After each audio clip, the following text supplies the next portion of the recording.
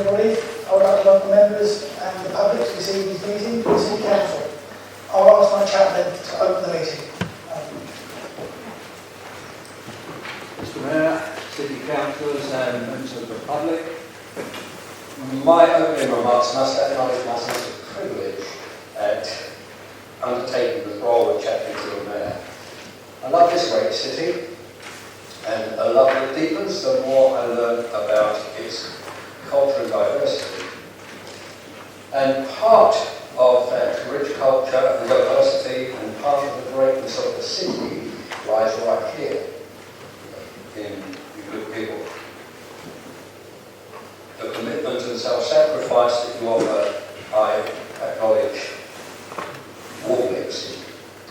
How many people in the city will be aware of us meeting here at this time and recognise the time and energy that you give regularly on their behalf, and therefore I believe you are among the people that make the city great. Personally, I look forward to this new chapter in my ministry. It's a ministry that's stretched over 50 years, but this is a steep learning curve, because the only chaplaincy I've been associated with over the years has been hospital chaplaincy. But already I feel very strongly supported by the Mayor, whom I in turn will support to the best of my ability. I've been second to read in the agenda, in the early pages of the agenda actually, that hate mail has been perpetrated in recent days, especially since the Brexit referendum. Freedom of speech and expression has been in the news a lot in recent weeks, and some significant people have been speaking out quite eloquently on the subject. During his Templeton Prize acceptance speech, former Chief Rabbi Lord Sachs said, "We have seen on university campuses in Britain and America the abandonment of academic freedom in the name of the right not to be offended." The Daily Telegraph reported that Oxford Professor Timothy Garton Ash told an audience at the Hay Festival that free speech is under pressure and there are small but very vocal groups of people who want to stop debates. On Radio 4, quite recently, the castaway Professor Louise Richardson spoke to presenter Kirsty Young about becoming Vice-Chancellor of Oxford University amid controversy over whether to remove the statue of Cecil Rhodes, 19th century imperialist, and over whether people with certain views should be banned from speaking events. She stressed that universities must address the challenges of ensuring freedom of debate amongst their student communities, and said, "How do we ensure that they appreciate the value of engaging with ideas they find objectionable, trying through reason to change another's mind, while always being open to changing their own? How do we ensure that our students understand the true nature of freedom of inquiry and expression?" Asked what lay behind this wave of caution over potentially offensive speakers, she suggested, and I quote, "It might be partly attributed to the fact that students and young people generally operate in an echo chamber of like-minded people in social media and are less exposed to contrary views. As I see it, it is unhelpful to operate in such echo chambers. There are dangers, of course, in trying to prevent others expressing their views. One is that we lose the ability to counter misinformed opinions. Second is that we may fail to hear a fair view that has an impact on our own.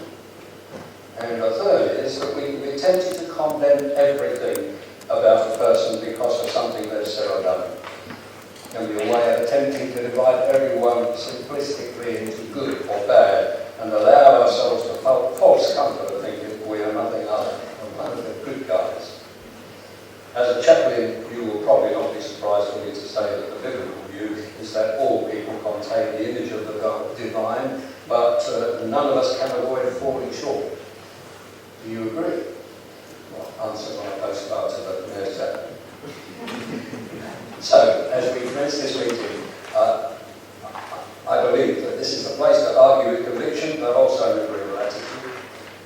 Disagree agreeably, and above all, listen carefully, because I no one amongst us has a monopoly on truth or wisdom, and the failure to listen may well mean that you miss out on a very important and insightful talk that could be decision-changing, or may I suggest even life-changing.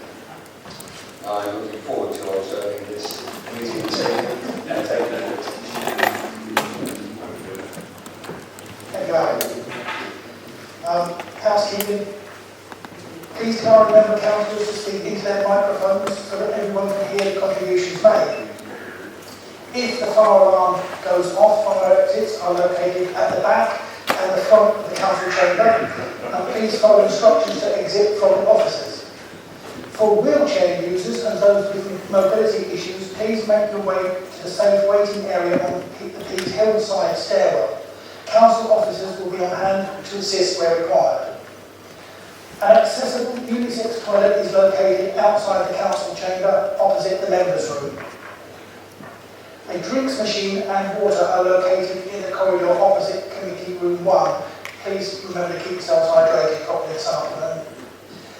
Cambridge City Council is filming this meeting and a copy will be available to view in the coming days. Finally, could I ask all members to be concise with their contributions and to show respect to their fellow members? Thank you. Agenda item, approval of minutes. Can I approve the minutes of the 3 meetings of the Council held on the 26th of May, which covered the honorary council appointments, the annual meeting and the Midsummer Fair? The Midsummer Fair minute was published online on Monday and is in your information packs. Yes?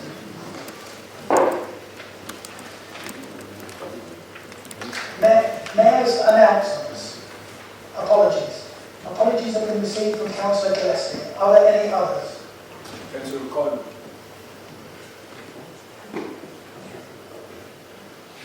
Thank you. Mayor's Day Out. Members are already aware that the annual Mayor's Day Out to Great Yarmouth takes place on Wednesday, 17th of August. If you are interested in volunteering your services to assist on the day, but have not yet let the organisers know, please can you let Lucy Blackstone know by the end of the week. Romsey Mill Golf Day. Romsey Mill is one of my charities this year. It's holding its first charity golf day on Friday the 7th of October at Cambridge Meridian Golf Club. Lucy has more details if you're interested.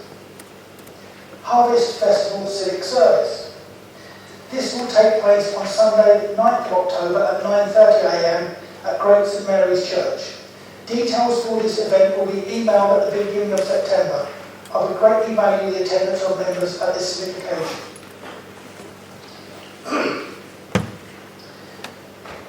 Presentation of the resolution of thanks to Councillor Robert Dryden.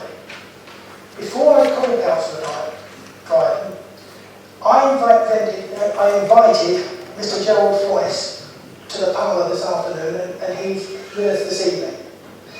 This year marks the 40th year that Mr. Floyce producing the annual resolution of thanks, a job that was originally passed on to him by his mentor, G. Horsley, who was well known as a highly respected tutor in many arts-related subjects at the one-time Cambridge School of Art. She produced the marvellous World War II memorial in the entrance lobby of the Guildhall, having taken over from the person who produced the First World War memorial opposite. Mr. Floyce is born and bred in Cambridge and moved down to Ditchling in East Sussex about 20 years ago to establish the Edward Johnston Foundation. Johnston was the so-called father of modern calligraphy and was the designer of the famous bullseye roundel in typeface for the London Underground, which celebrated its centenary this year. This afternoon, Mrs. Floyce and I spent a very enjoyable afternoon looking at all the old charters in the which are kept currently in the cupboard in the Mayor's parlour. And he certainly showed me some things today on those. Somebody who's living Cambridge all their lives was quite interested to find out. One of which was the thing that we look at here at the top of the coat of arms, which we take to be a castle, is actually a bridge. Because on the original 1575 parchment copy from Queen Elizabeth's first time, you can actually see the water under where the portcullis is now. Just goes to show you never too old to learn new things, and I like a bit of history. Welcome, Mr. Forrest. It is my very real pleasure, on behalf of the City Council, to present a framed copy of the Council's resolution of thanks to Councillor Dryden for his mayoralty. Robert, so very ably supported by Sandra, carried out 440 civic engagements, lightweight. I know that Robert and Sandra enjoyed their year and represented the city in such an admirable way. Robert, please accept this resolution which acknowledges with gratitude your term in office as mayor.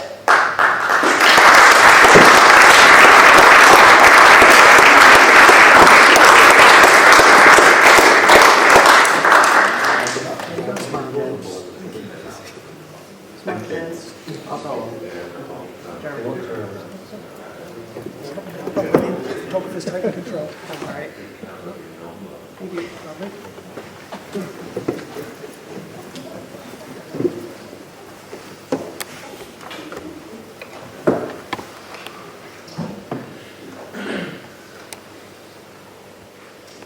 This is the last meeting before both Simon Payne and Simon Pugh leave the council. I'm sure members will join me in wishing them both well for the future. I believe councillors would like to say some words. Councillor. Yes, thank you, Mr. Mayor.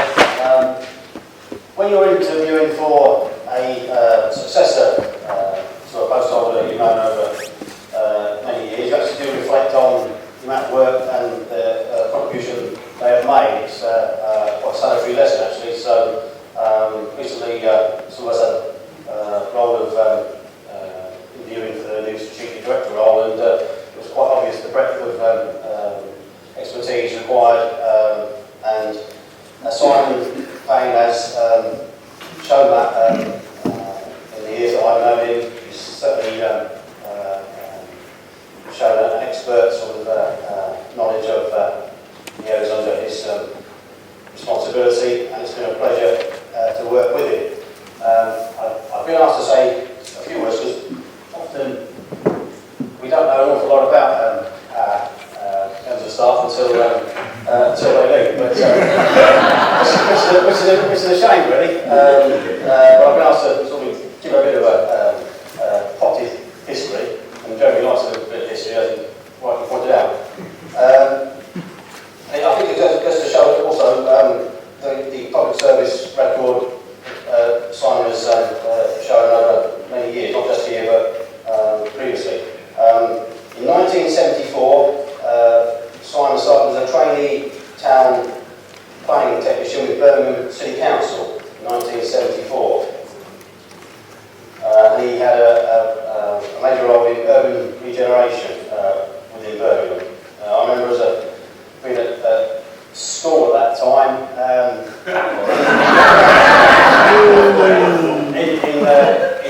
in a sort of rural part of Northamptonshire that Angela Leadsom represents. Yes. We were always quite impressed with the idea of visiting Birmingham and the Bullring. We did go there on school 3 months. Yes, I mean, the Bullring was a big issue at the time when you were, I think, about 8 or 9 or 10. But anyway, I don't know if Simon had any role in that, but certainly it was recently demolished and been reconstructed, I understand. Anyway, but after many years at Birmingham, Simon went on to Stratford-on-Avon. In 1998, he became Principal Planning Officer at Stratford-on-Avon. And of course, that's the home of the great British legend that we all know and love, Dion Dublin. I had to Google quite hard to find out other famous names in Stratford-on-Avon, but Dion was the one that came to mind, as well as Michael Vaughan and Gordon Ramsay, of course, and not forgetting William Shakespeare. While William Shakespeare obviously brought us King Lear, Dion is now introducing homes under the hammer, isn't he? But we love him. We love up in Cambridge, and obviously settled there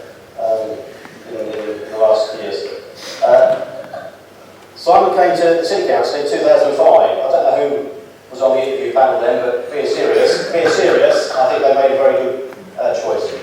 I expect David Howard and perhaps Ben Bradmack and others at the time were on that panel, but they made a very good choice, in my opinion. Simon has obviously taken on various roles over those subsequent years within the city, and recently took on quite a wider remit under more recent restructure, and has covered planning and building control, streets and open spaces, refuse recycling, and tourism, to name just a few. And I think many of us who've been councillors a while have had dealings with Simon, and I always found very courteous, very helpful, and very understanding. And that's something to be both respected and thanked. Yes, it's good to be supported, because there's obviously times we're not fully aware of what perhaps our roles and the answers to some of the problems that are put in front of us are. It's great to have officers who can help us and guide us and help us find those solutions. So thank you, Simon. Certainly for the last 2 years, I've been a lead councillor, but certainly previous to that, when I was an opposition spokesperson, it's been a very helpful relationship. I know Simon does have a leaving occasion tomorrow, so I'll save a few words perhaps for that. But what I can say on behalf of the Labour Group, and I'm sure they'll go for all the councillors present, we thank you very much for your contribution to the City Council, and wish you very much well in the future. Thank you, Simon.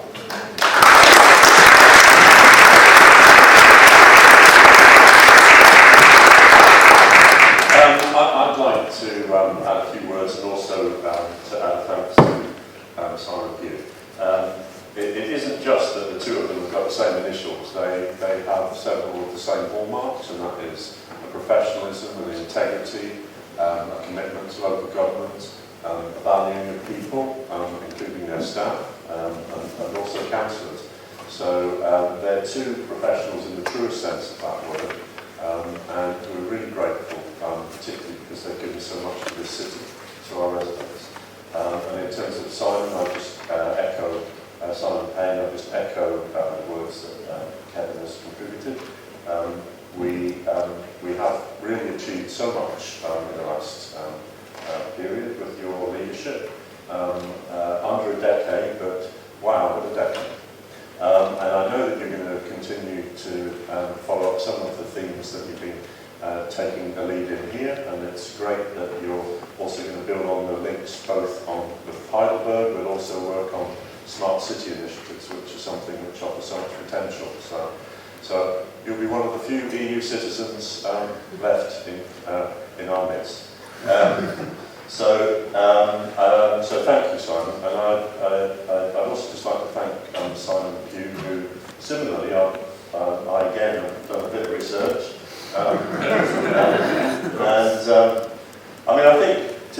I think all members recognise just the flexibility and warmth and sort of expertise that you brought to the role, and we see that obviously in the wider legal challenges, in the steering of the council, often away from rocky precipices or rocky peninsulas. So you've certainly avoided us a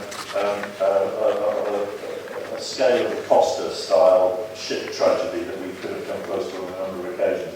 You started with us in 1984, but before that you worked from 1979 in the Socialist Republic of South Yorkshire, which I had the joy to visit in 1981, whilst it still existed, and Newport. So to have service here of 32 years, and always to have brought an expertise and thought to it that is pretty unique. I've been associated with quite a number of local authorities, and I've worked with quite a number of lawyers in that time, including parliamentary council at times, and I just think that this city has been so lucky to have someone like you in terms of the guidance that you've been able to give us.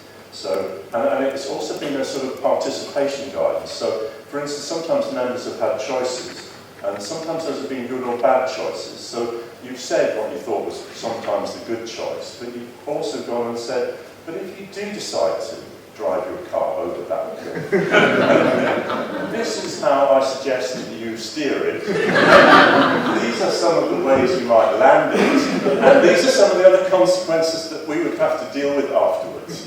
So you've always given that advice in a way which has left members free to make decisions, and that isn't a common feature. And it's been a way of giving us guidance, but then leaving us with decisions, and we honour you for that. We honour you for the service that you've given this council. Thank you.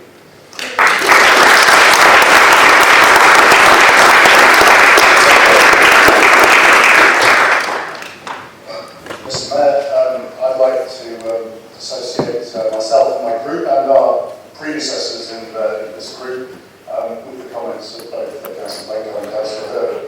And I would like in particular to have some comments about Simon Payne.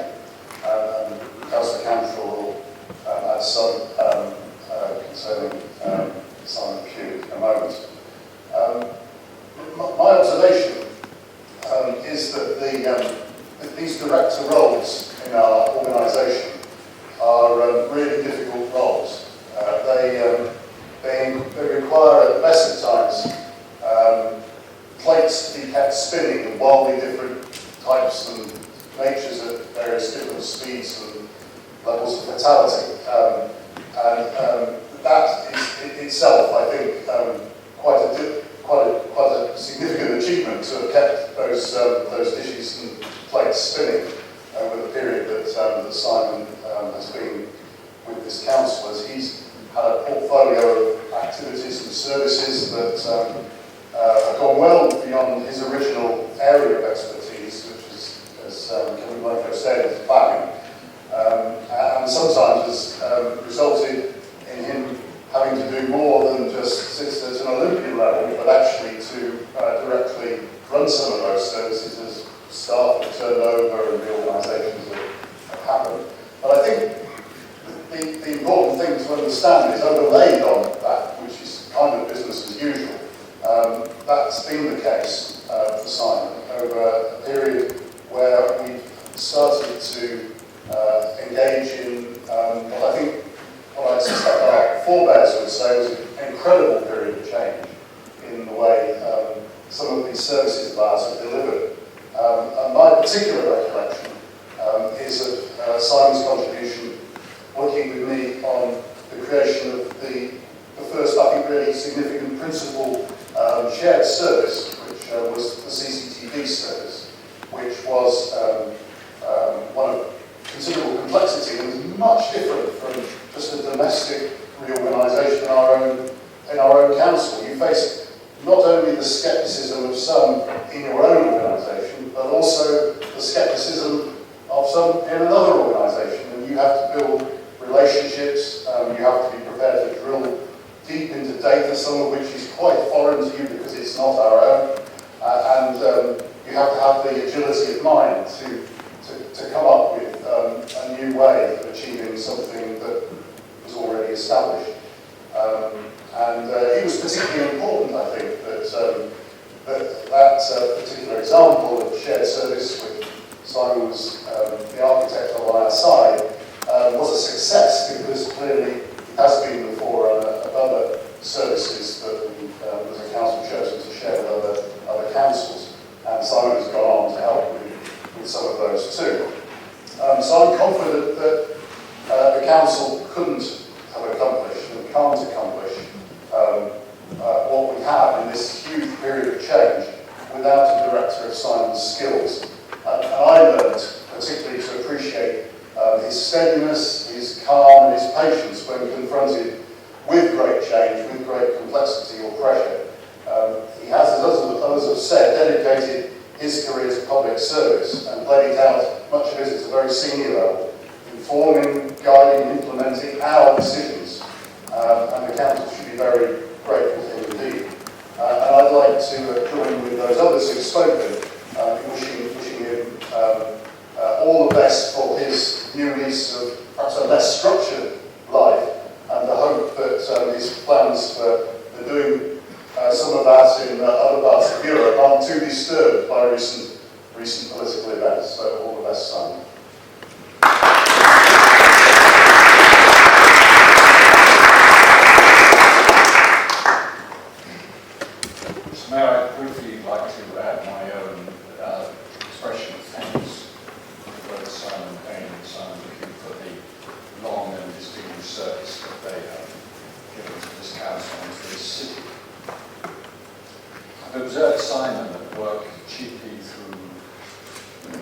on membership of the planning committee, and of course, his association with it as the senior officer concerned with planning in the city. And I've always found him to be a model of unruffled efficiency. He's been, if you like, the light hand, which is always there ready to be raised in support of a colleague who needs assistance and support. And when it's required, he's ready with the advice and with the care which is required. And I've observed that tender loving care which he has offered particularly his junior colleagues. Simon Pugh, of him I could also say that I've often had occasion to go to him for advice, sometimes advice concerning council matters that have affected me quite personally, and I've always found him to be understanding, and he's given his judgments with clinical clarity, and I'm very thankful for that. And he steered us too through some very, very complex and difficult council agendas, and his expertise, his detailed knowledge of the Constitution has been a great strength to the mayor when I was serving as mayor and all subsequent mayors. I've met both of them in informal situations. I once came across Simon Pugh in a supermarket, and he dressed in leathers, and I thought, there is another side to this man. And to both of them, of course, there is another side behind the professional persona, and they now will have every opportunity to indulge that other side. I wish them well, and I'm sure we all do as they go forward to the next stage of their lives.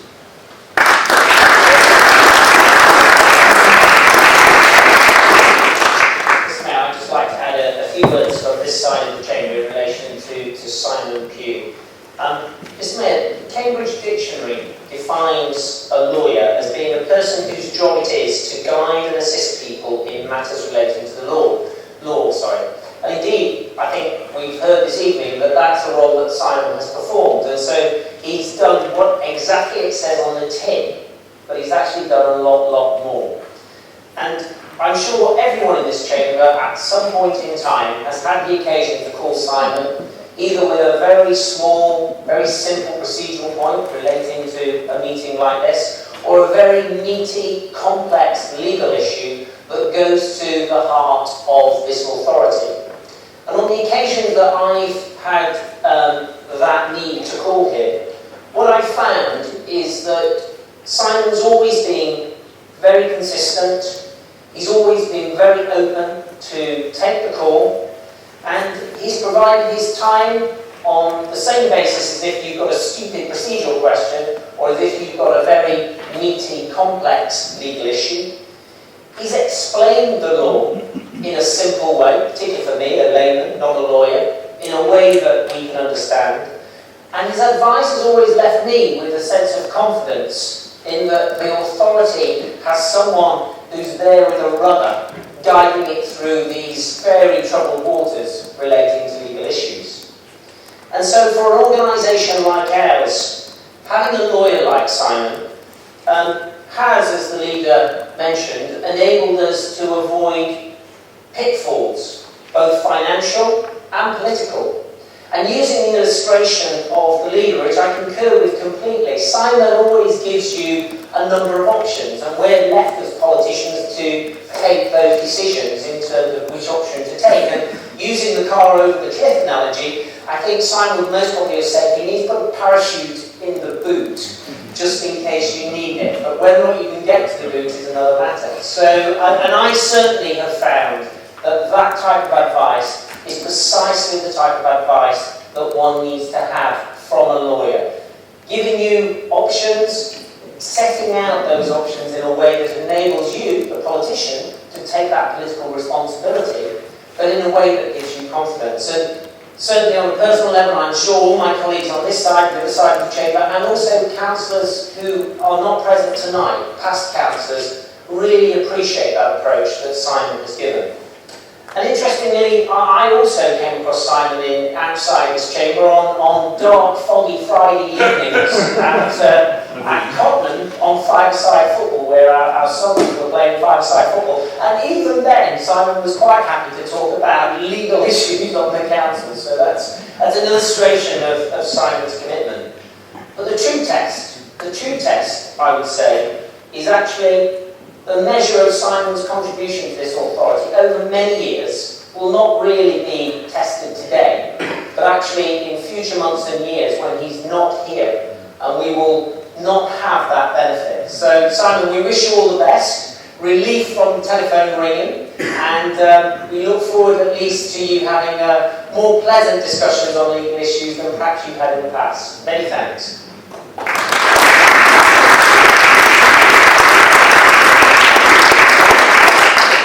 I would like to say a few words about both of the gentlemen in question. Simon Payne has always been very helpful to me at the time that I've had to ask questions of him and give me good advice, particularly with regard to the staffing of the licensing side of things. I've had more dealings with Simon Pugh, as you can probably imagine, given that he's a legal person. And I've quite often needed to ask advice from Simon on a number of range of issues because of my experiences, my close experiences on the licensing side of things and other issues as well. I've not always agreed with the advice that Simon Pugh has given me, but I've always understood that it was being completely good advice, and I've nearly always taken that advice. I certainly will be sorry to see him go, not least because he's the holder of the clock up here, and he's the guy who helps me time the meetings. But I've only been there for a short time, but he's been in invaluable help the time I've been here. Thank you, Simon.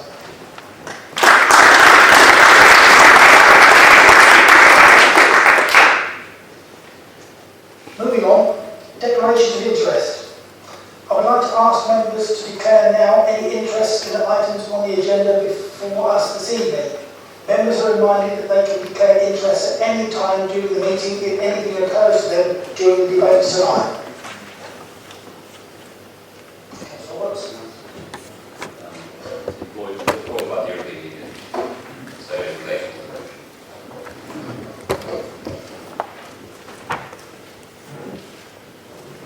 Anybody else? We've got a chance later if you think of anything. Public question time. I understand that the following people wish to address the meeting: Anthony Carbon, Paul Brown, Richard Taylor. Under the scheme allowing members of the public to speak at council meetings, each speaker must address his or her comments to the chair of the relevant committee or the relevant member of the executive. Each question or statement must be limited to 3 minutes, with a further 2 minutes for a supplementary question or comment on something that has been said. There is normally an overall time limit for public questioning of 30 minutes, including the time taken by responses to questions, but this can be extended at my discretion. I'll also point out now, because of complaints I've had from councillors, when the public speakers and the councillors have 30 minutes left in their speaking time, seconds, thank you. See, that's what I like to have in here. 30 seconds left. I will this evening ring the bell. If you continue to speak after your 30 seconds are up, I will interrupt you then. Will Mr. Carman please come forward to ask his question? And thank you, Mr. Mayor, for your discretion at allowing this question to go through. Very quick one, and this is public meeting number 6. I think I've filmed and or spoken at in the past couple of days, and it relates to the number of different calendars that we have for Cambridge City Council, South Cambridgeshire District Council, Cambridgeshire County Council and the City Deal. 4 different calendars, making it very, very confusing for not just myself, but a lot of members of the public to keep track of what public meetings are happening and when. And certainly, face-to-face and on social media, people have mentioned to me that they're finding it very, very difficult to find out when and where meetings are. So my just general request is, can the City Council get together with it's other councils, and just come up with a way of just amalgamating or collating all of the various different meetings that are happening, because a lot of the decisions that happen now, in particular in relation to the city deal, are ones where you're actually having to work together as institutions. They're not standalone ones. And actually, as we're seeing, it's having an impact on the turnout as the public become much more interested in what you are doing. So, thank you. Thank you for your question, Mr. Carpenter.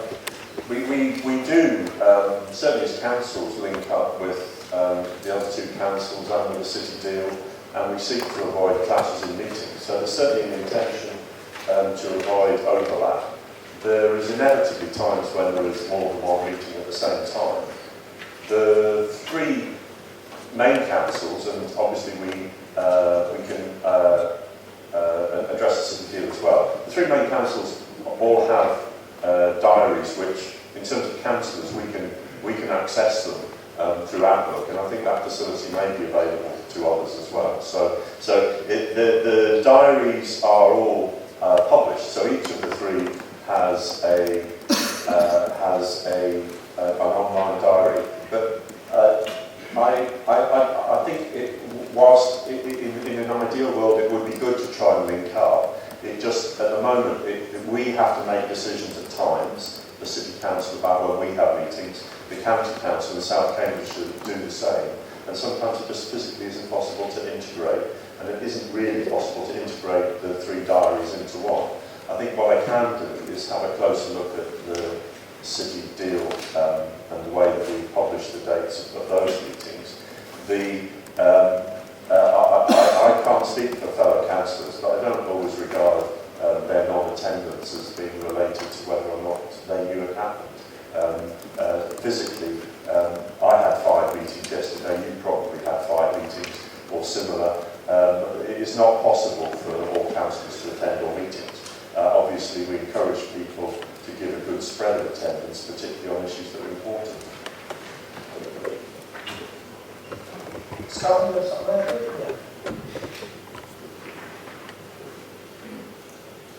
Apologies. In particular, speaking of non-attendance at meetings, just to raise a point of information, the council arranged for a local plan hearing to happen, really in benefit for the Home Builders Federation, and they, for whatever reason, said it slipped their mind and chose not to turn up at huge expense to all of you and all of us. I think one other thing I'd like to add is, in terms of the council's Facebook page, I still think you're missing a huge opportunity there in terms of you're not putting events up there, because a lot of people I'm finding are using Facebook to organise their calendars, and also just screenshots from some of the council papers that you have. The crime statistics, for example, incredibly useful, but they're buried somewhere. So what I've started doing is taking screenshots just to share them. Again, it's something I'll just continue to push the council on as a means of helping you improve all things digital. So I shall leave it there. Thank you. Well, just to add briefly, I think we welcome the fact that, people who film us, people who blog about us, help promote, help share the fact that the public has a say in these meetings and the right to attend. So we put a lot of information on Twitter and in other ways onto social media. So all of this meeting, the City Deal meetings are sort of on Twitter, but there is perhaps a way of doing better. So we welcome the fact that you publicise them, and obviously the level of attendance at a number of meetings has been very impressive recently. Can I call on Mr. Brown to ask his question?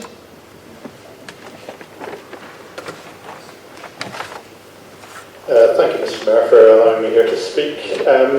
My question is to the council to request that they organise a town hall-style public meeting to allow residents in Cambridge to discuss the implications of the EU referendum results with MPs, MEPs, councillors and other politicians.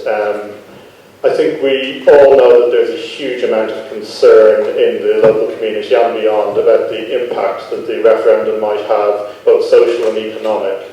And I think people need to have an opportunity to ask some questions and maybe resolve some of those uncertainties.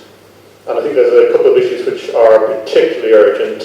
One is the huge uncertainty regarding the position of EU citizens from other countries in the UK at the moment. And that's not just very worrying for the individuals concerned and their families, but also for a lot of the businesses and other organisations that employ them.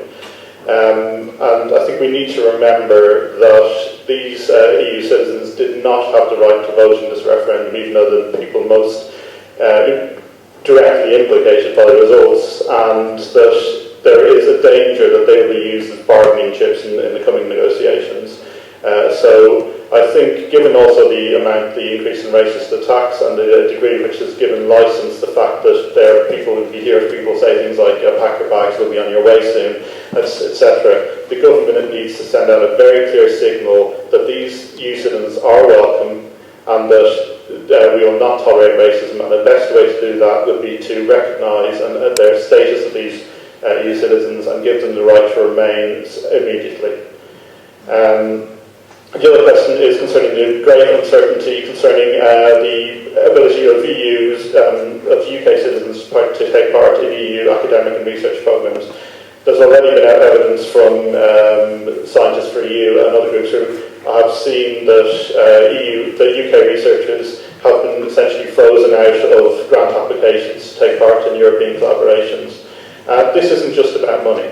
Although there is a question over whether there will be sufficient research funding made available to cover the loss of EU funding, it's also the case that one of the great advantages of boons for UK research has been the ability to take part in and even lead research collaborations in the EU. And there's a danger that great scientists will leave the UK if they cannot continue to do so. So this is another issue which must be addressed and must be satisfactorily as soon as possible.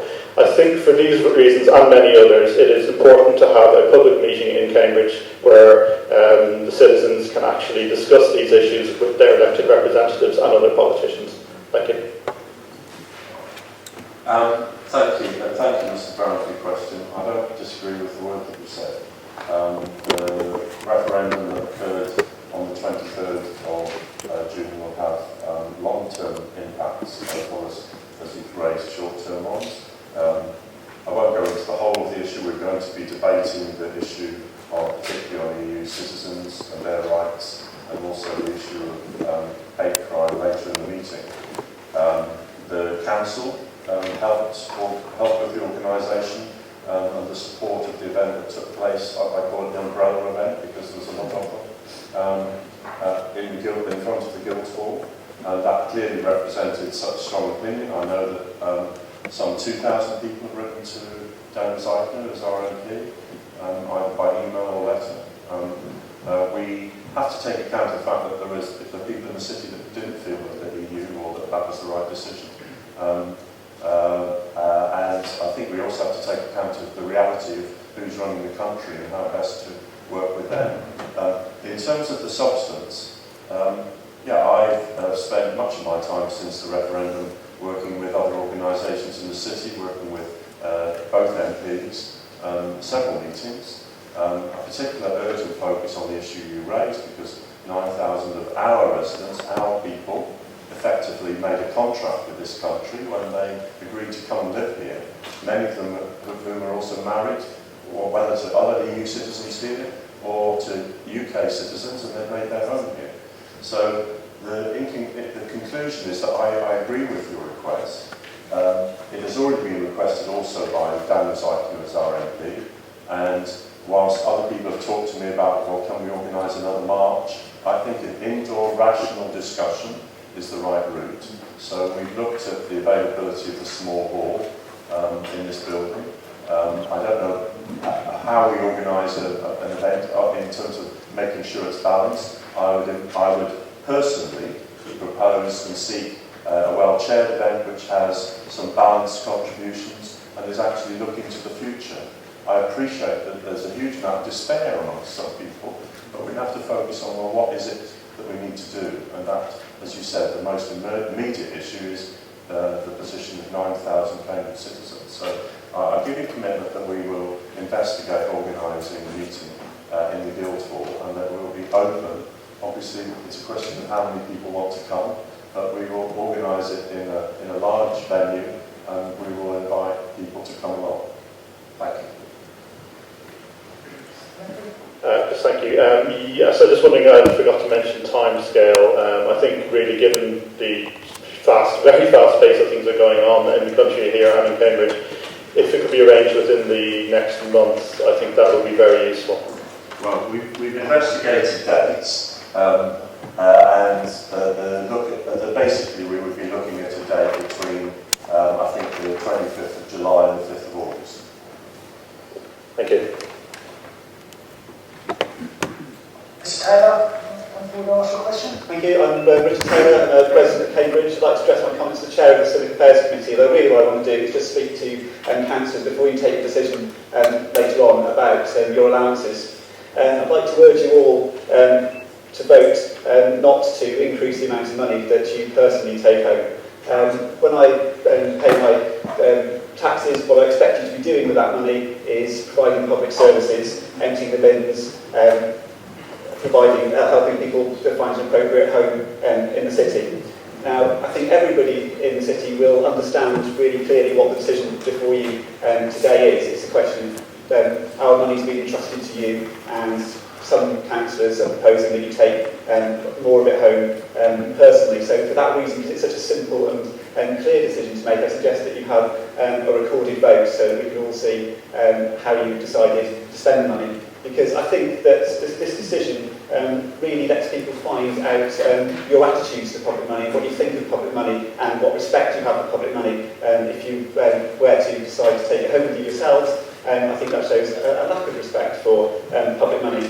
On transparency, I'd like you to be as open as you can be about all the money that you take home and your perks, including, for example, parking and IT equipment, which information on that isn't proactively published as your allowances and expenses are. I know the justification for the increase is that some of you consider that being a councillor is a job. I don't think being a councillor is a job, and I don't think it's appropriate to ask us to pay you as if it was a job. I think that the thing you should be doing is you should be setting strategy, setting strategic direction for the council, scrutinising and taking decisions. You shouldn't be working in the council and asking for us to pay you as if you were working within the council. The last point I'd like to make is that we don't have the money for you to take home and spend personally. We are borrowing to support public spending in this country at the moment. The council gets grants from central government. There is no money for you to be taking home. We have to borrow. If you decide today to award yourselves more money, we have to borrow to provide you with that money. I think that's another reason it's completely inappropriate for you to increase your allowances. Is there a question? No, it's just a statement. If there's not a question, there can't be an answer. I'm happy with that. That's a statement.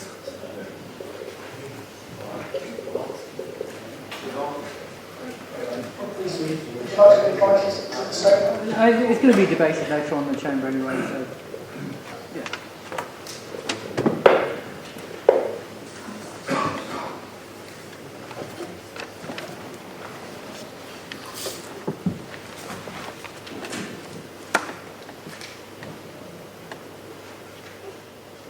Like that, then we'll move on to item 3, recommendations of the executive for adoption. We now turn to agenda item 3A, the recommendations of the Executive Council for Housing. The recommendation is set out on page 9 of the agenda. Is there any debate? Thank you, Mr. Mayor. I'll try and be brief because I know this isn't the most exciting comes before the Chamber, but I think it is important. I think that we all believe that housing is an important subject, and therefore understanding how the HRA budget stands from time to time is a useful thing to do. This is a little snapshot, so I think it is worth looking at what this tells us.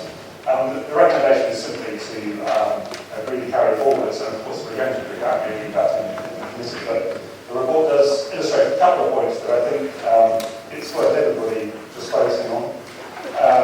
Of course, the HRA is hugely distorted by the progress or lack of progress or the issues around the new build programme.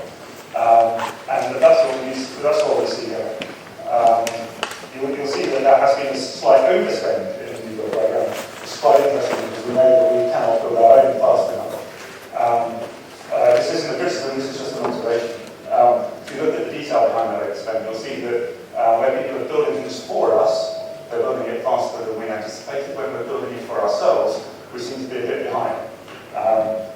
question there for us. You know, are we good at programming? Have our officers got the resources they need to stay on budget? So I think this is a good point for the Executive Council to take away, and I'll look at him if he's not already looking at it closely. Digital in place clearly is a big issue in the context of programming here. I think we all recognise it's a complicated piece of work that needs to be done, but it comes back to this programming point. There are so many moving parts. It shows how difficult it is to manage the budget. There is a big underspend, as you'll see, in planned maintenance. I think this is because it's a change in the way planned maintenance is done, but I think members will see that not all of that big underspend has been carried forward, which means that there is a lower amount to spend in planned maintenance. I think we all recognise that it's important that the estate that we have, or this estate that we have left, is properly maintained. So again, that's a good point, again, for us all to scrutinise, and scrutiny is important. And then finally, you'll see that in the report, one of the paragraphs references that we are backing up now with our right to buy proceeds, and there's a ticking clock on that, because we have to give it back if we don't spend it fast enough. And you'll see that the options that we have, are to give it back, so it's expensive to keep, it's also expensive to spend, because the option is to buy new properties in the open market, and we don't want to do that. I think we really need to find a way to spend that money. We don't know whether the devolution money is going to come through, so we've got to find a way. These are just observations, this is not a criticism of office, this is not a criticism, this is just simply saying, this is what this report tells us. Councillor Price, you get the right to reply if there's any other debate, not just asking any other speakers. Councillor Price. Thank you, Chair. Yes, I think we're all pretty much aware of everything that you've said. I'm not disagreeing with anything you've said. I do think that the officers do have pretty much everything they need. The officers are, as you know, working very hard. You said that Ditchburn Place is a very complicated area, and that's true. We have a lot of things that are complicated. Some things go at faster paces than others. On the planned maintenance, of course, we will continue to maintain the properties that we still have and that we still have a duty to maintain, as well as we possibly can with the finances that we have. We are aware of the backing up with the right to buy receipts. We won't be giving the money back to the government, because to give it back is expensive. It costs us to give the money back to them. So the money that we already have, we will be using, even if it is to buy property on the open market, if that's the only avenue that we have. We still believe that the devolution deal will go through, that the money that it will be available for Cambridge City Council will be within that, and that we will use that money together with our right to buy receipts. You're also aware that, and until that money goes through, that we now look at, prior to right to buy receipts coming through, and if we are of the view that it will not be possible to spend that money, we will not take it, because we get penalised if we take it and then give it back, whereas we don't get penalised for not taking it. We're not in that position yet. They were, one or two of those things that you actually raised at the committee, and were dealt with then, and then everything else was approved unanimously. So I would recommend this to the council. Mr. Mayor. Thank you. I'll now go to the vote. Please, can I see all those in favour of the recommendation, please show.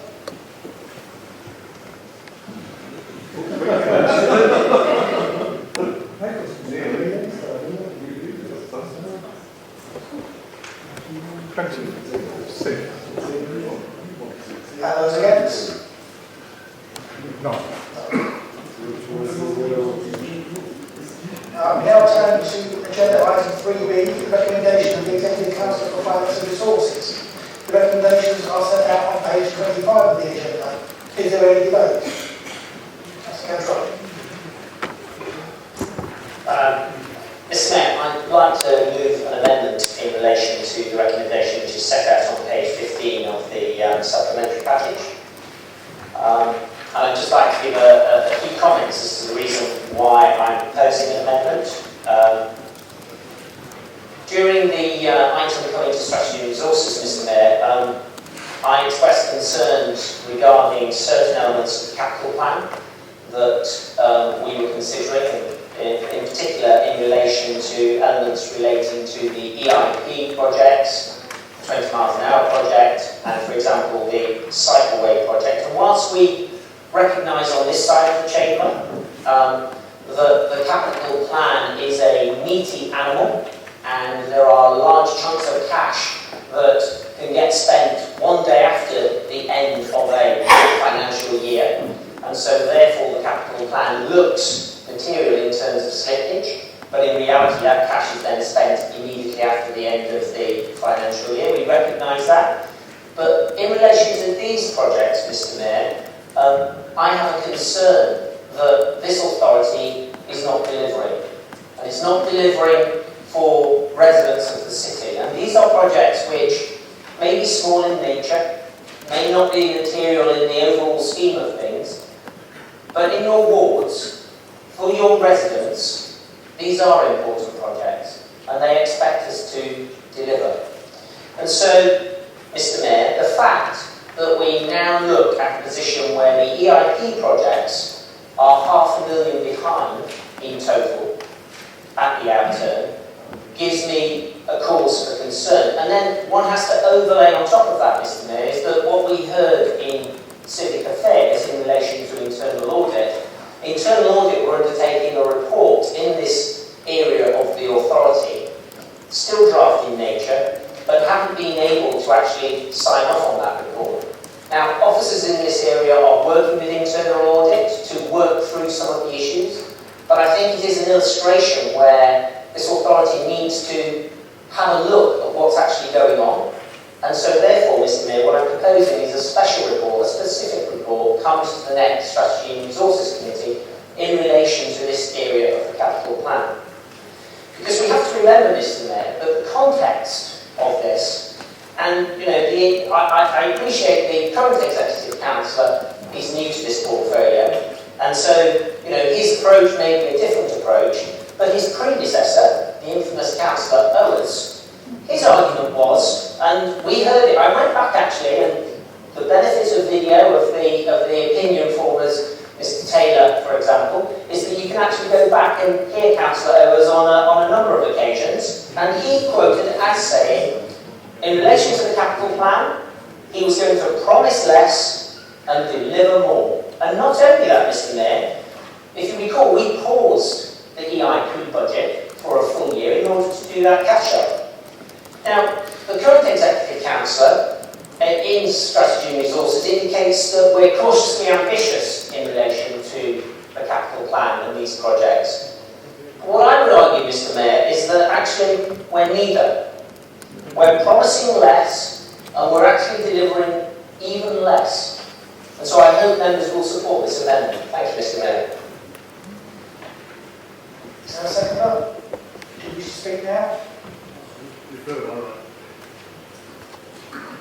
Any other debate? Councillor Herbert? I didn't hear, and I apologise for that, because I was talking to the public speaker, but I have seen the amendment. We inherited what we think is a good scrutiny system. That scrutiny system relies on committees. That scrutiny system also relies on sharing of proposals before a discussion.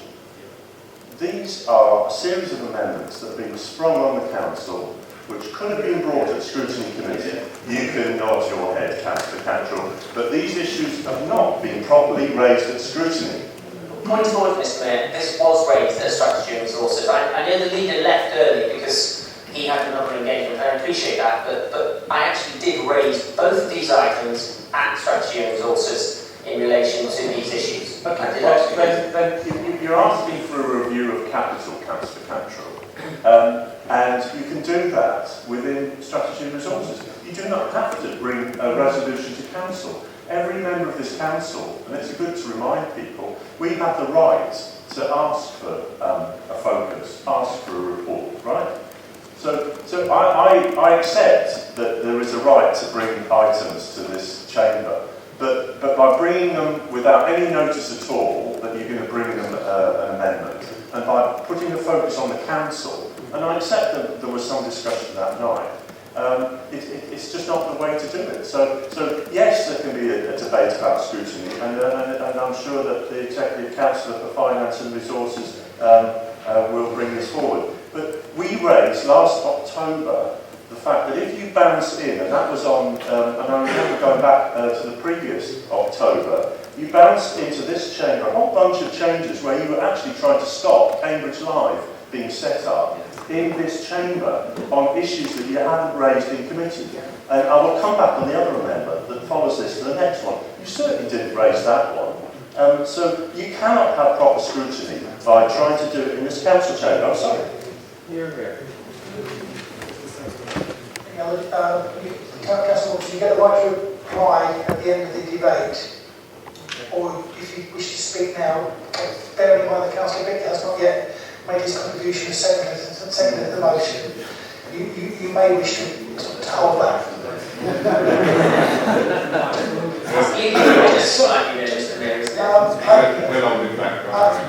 I try to be helpful.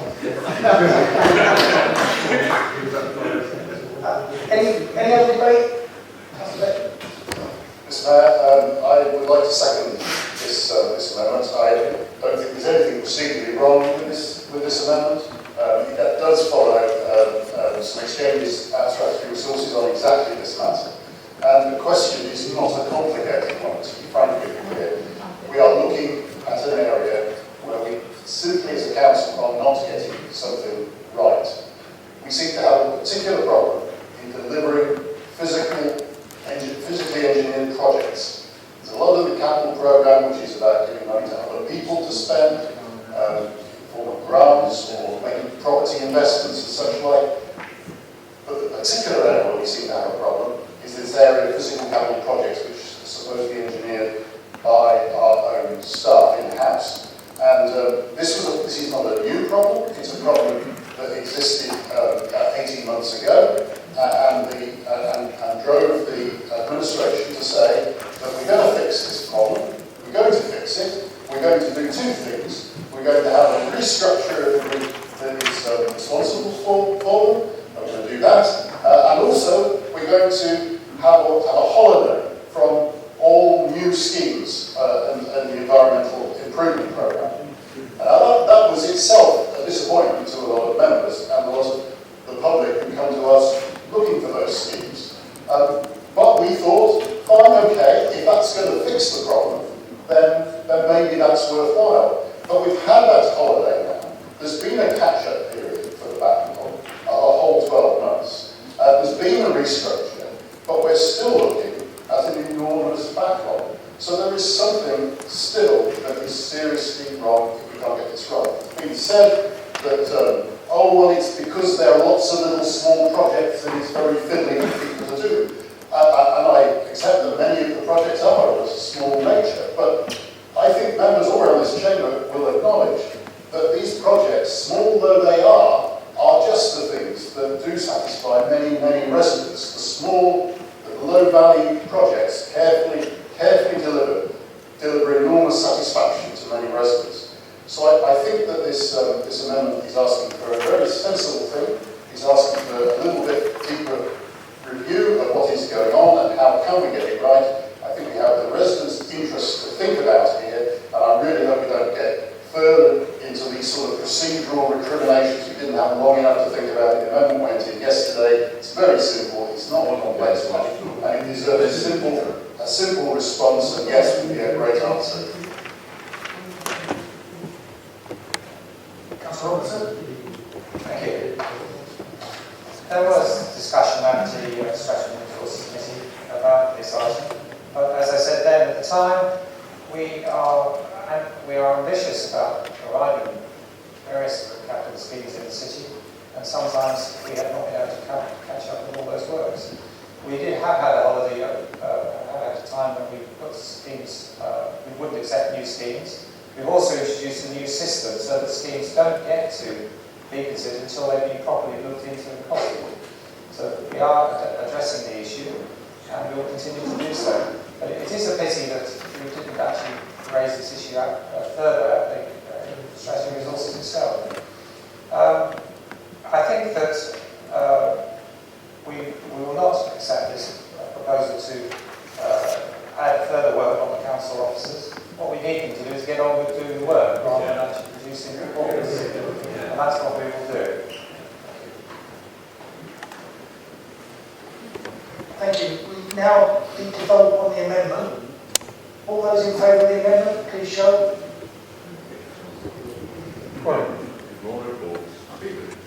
And those against? 27. And now we move straight to the vote on the recommendations.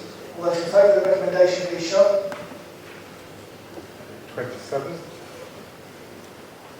And those against?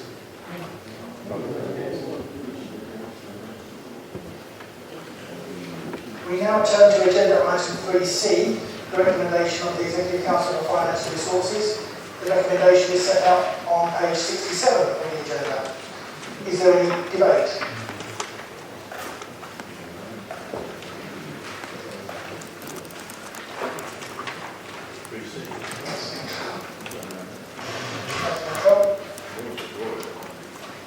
Thank you, Mr. Mayor. We have an amendment which I was just trying to find the relevant page actually. I think it's page 17. And just for clarity again, because again there seems to be some miscommunication in terms of what actually happened in Strategy and Resources. So in Strategy and Resources, there was a debate in relation to this item. I asked for a specific report. The officers basically said that it would come as part of a mid-term report in September, and the Executive Council agreed with the officers. The reason why I bring it again today in Council is because the world has changed. The world has changed in the last 24 hours, let alone in the last week, since we had this meeting.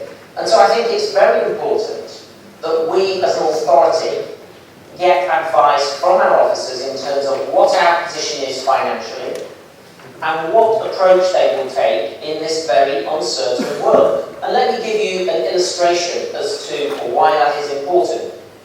We talk about the investment that we've made in terms of the financial units in this council commercial property or council property fund. What we have seen in the market, people will have read in the newspapers, is that a lot of the funds, commercial and residential property funds, third-party funds, have stopped redemptions because of the volatility. Now, I don't know whether or not our fund, in which we've invested, has similar issues or not. I'd be grateful if the Executive Council can give me some context on that, but I think it's important that we, members of the city, know what the consequences are of the financial volatility on our investments, A, and more importantly, that actually residents in the city have confidence that we know what's going on. And at a time when there is a lot of uncertainty, people are very concerned about the financial position of institutions like ours. So I think it is important that this amendment is considered. I do hope that members support the amendment. It's a pretty factual request. There's no political game sought. I think it's important for this authority. Is there a second vote? Can you speak now? Any further debate?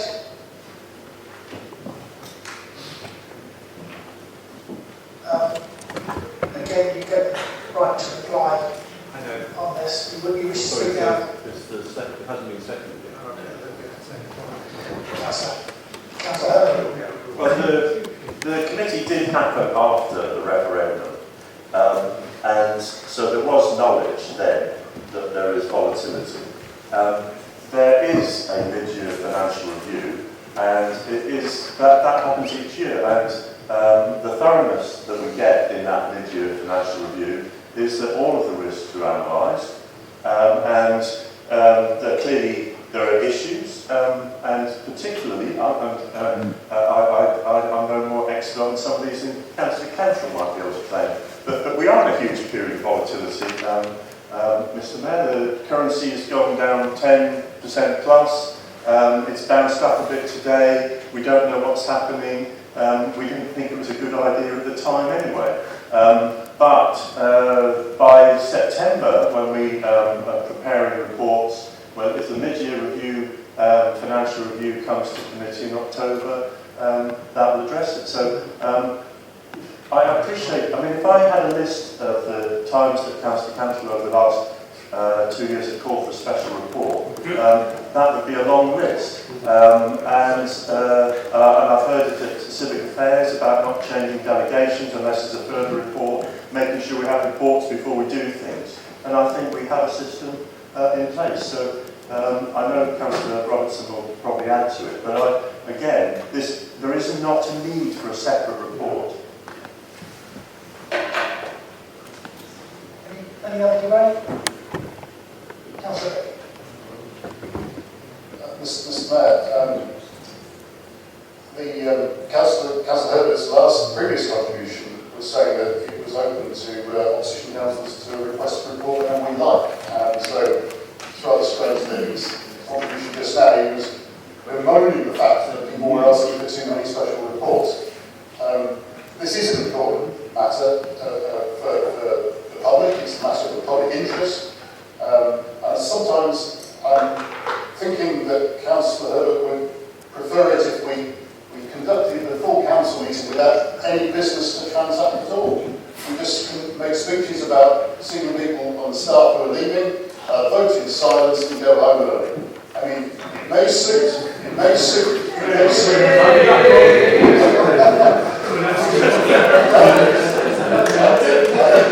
answer there. But actually we're here to transact business if they aren't. And it's very disappointing that they are trying to curtail that. These are matters of important public debate, and it's exactly the sort of thing, the priorities for your group, for our group, the independents. This is the forum when they can bring these things up and can draw public attention to them, and I think it's completely legitimate and greatly disappointing that he's trying to curtail that. Another speaker, Councillor Saris. As chair of the committee, again, I do regret that this point wasn't argued more fully at the committee itself. And let's for a moment take this amendment seriously. It says that the impact of the decision to leave the European Union has been economic and financial uncertainty. So if we actually ask for a report for the impact of the decision on our economy, what would the conclusion be? That the impact is uncertain. What's the point of that? It's purely political posturing. Councillor Avery. I'm not sure I should display an interest in this, but I spent most of the last 3 weeks dealing with the financing in the commercial property sector, and I can tell you that I know more about it now than I did when I started, and I think we all, given we have a significant amount of money invested in the sector, we all need to become a little bit more expert in it. The redemptions or the failure of the removal of the right to redeem house property funds is something that's happened since this committee. This is relevant to the largest property funds in this country. This is sure as hell going to become relevant to the fund we have on. We really do need to find out in detail, and I'm sure we can find out. We need to disclose, I think, a bit wider amongst ourselves what this means, because remember that the rates that we get on this fund are pretty good. It says in here it's like 4.5%, and that rate, the interest rate that we assume, feeds into our budgeting process. And if you remember, if we go back and look at Ed's video, we'll catch Councillor Owens admitting even last year when we set the budget that he didn't believe the interest rates that were in our budget, that he thought they were too high, the projections on interest rates. Well, the sure are too high now. And I think that we must not waste any time in trying to identify what the right rate of return is going to be on our investments. And if we need to get that money out, what is the process? What is the process? We know that commercial property prices are all over the place. I don't mean the price of the unit, I mean the average price of the property. We really ought to have that information. This isn't about uncertainty, this is about certainty.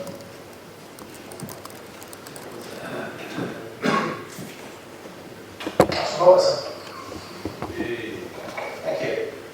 I think we've all got to remember that we represent the city as a whole, and our aim is a long-term view of our investments.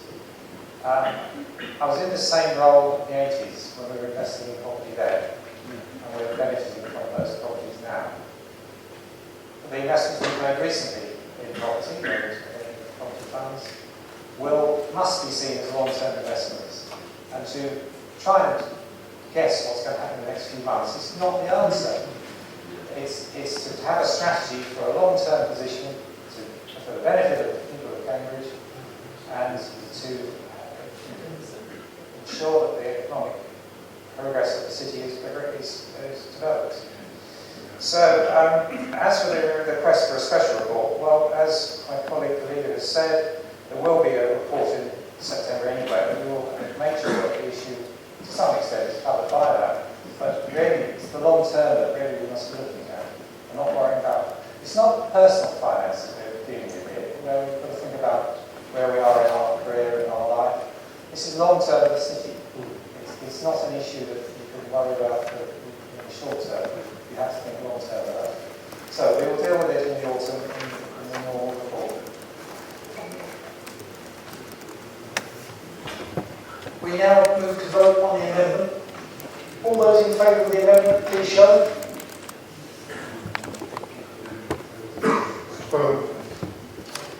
And those against? 27. And now we move straight on to the vote on the minute. All those in favour of recommendation, please show. 27. And those against?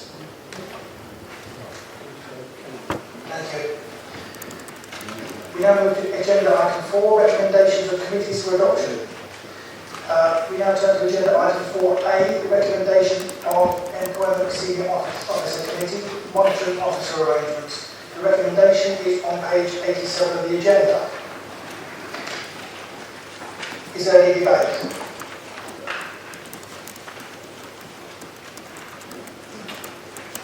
There is no debate. We'll go straight to vote. All those in favour, please show. That's unanimous. Thank you. We now turn to agenda item 4B, the recommendation of Civic Affairs Committee Assurance Framework. The recommendation is on page 91 of the agenda. Is there any debate?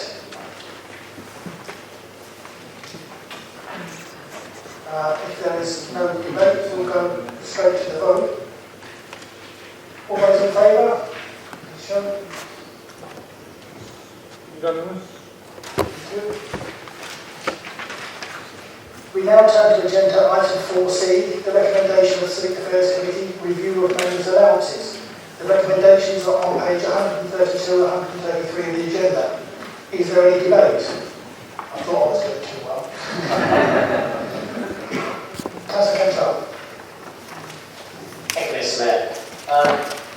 The issue of members' allowances is something which we periodically, as an authority, look at. The context of this amendment, Mr. Mayor, in relation to a discussion that happened at Civic Affairs and the independent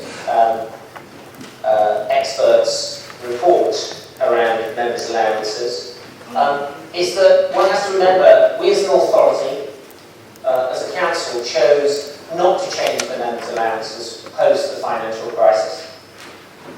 And we did that in part, Mr. Mayor, and I think, to be fair, it was the unity of the whole chamber in terms of that approach, because we recognised at that point that our employees were also taking pain, material pain, and as we've seen over the last 7 or so years, the public sector workers have borne the brunt of the austerity measures that were put in place. So we now come to this point where we're reviewing members' allowances again. And as I mentioned in Civic Affairs, we have this conundrum. We have this conundrum in a sense that people we want to be councillors, to be representatives of our community, be them regardless of age, regardless of sex, regardless of background, or wealth, it's a very important point, need to basically be able to think that they can be elected as councillors and are able to perform that role without compromising the requirement to actually go and earn a living. And actually what I see in this authority over the last 10 or so years that I've been a councillor is actually there's a narrowing of that profile. It's a narrowing to people who tend to be retired, have more time, have a pension and so forth, and have the flexibility to be able to perform the role of councillor. And whilst those people are very honourable people, Mr. Mayor, and there are many in this chamber, we're not doing this city a service in terms of siloing that type of person as a councillor. We should be drawing from as broad a population of people as possible.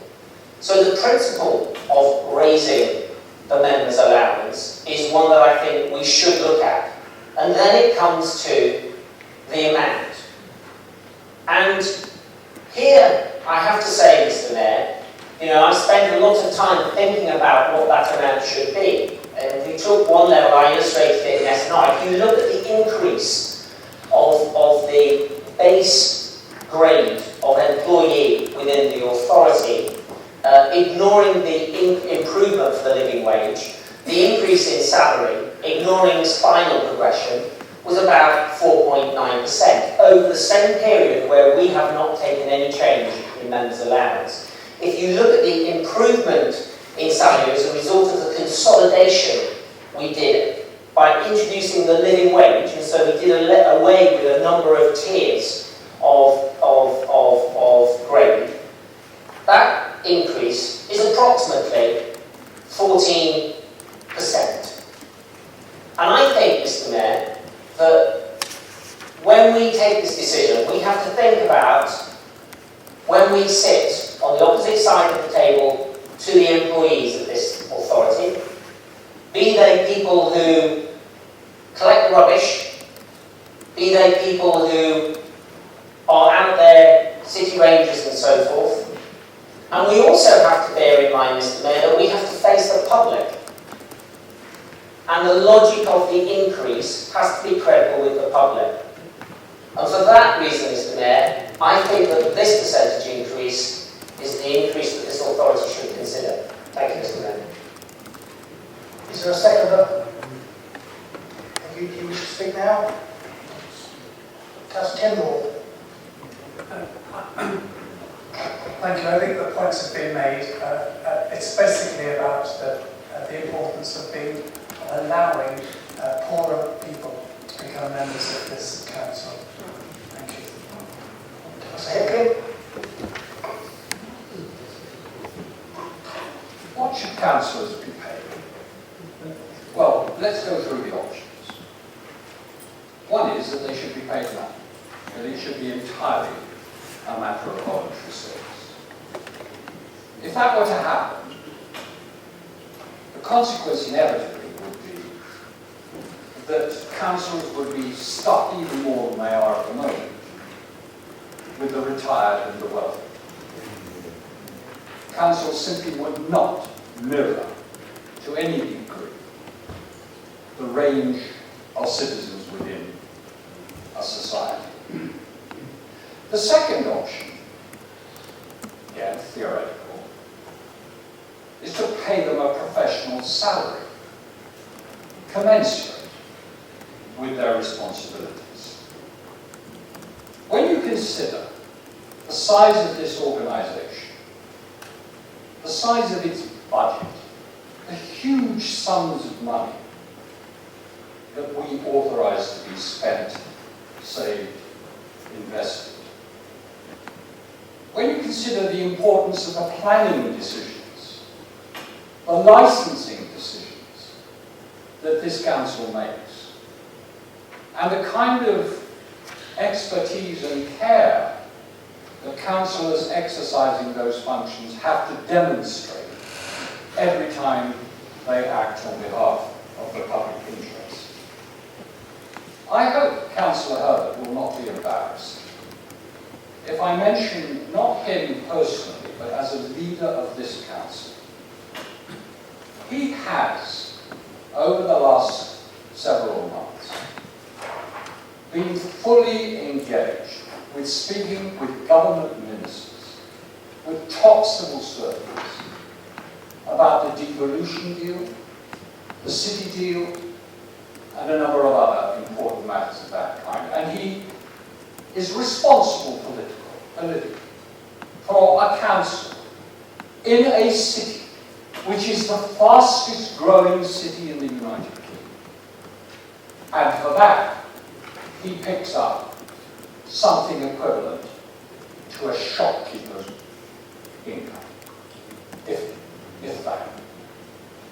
Now,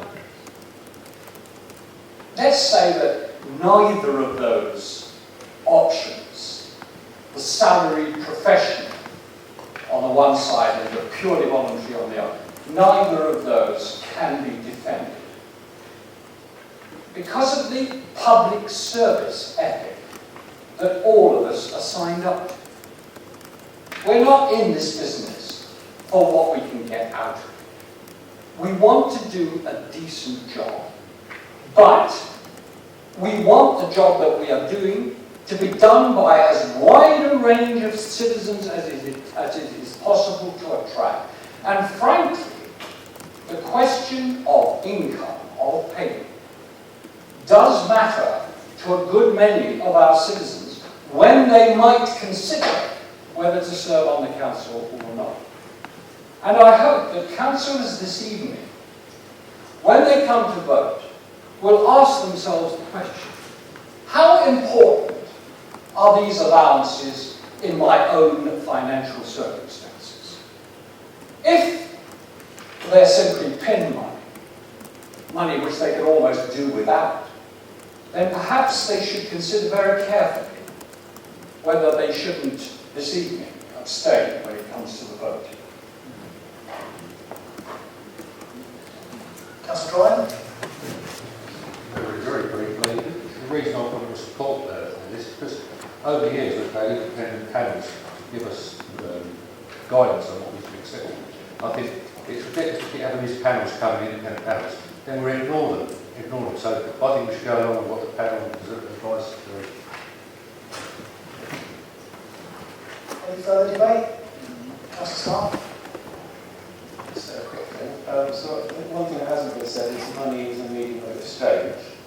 And if we all agree that an allowance needs to be paid to councillors to do this work, then we have to accept that that figure needs to change with time because of inflation.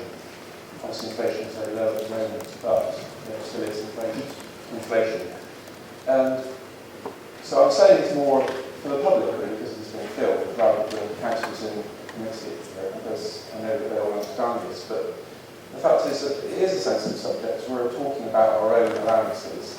However, in order to think about future councillors when we all pack in the job and then be councillors, we need to put in place a system that will recompense them for the time and effort and inconvenience and such like of doing this work. And, obviously it's very joyful as well, but it does involve a lot of time out of the family and so on to do it all. And so it's important that allowances recompense for that. And I think one important part of what the panel has done here, although I'm not in favour of everything the panel has said, certainly one aspect of it, is it sets up a system whereby the allowances will go up year on year with the increases in the national minimum wage, which I think is a good thing because then it sets a protocol in place whereby allowances will rise for future councillors in line with inflation.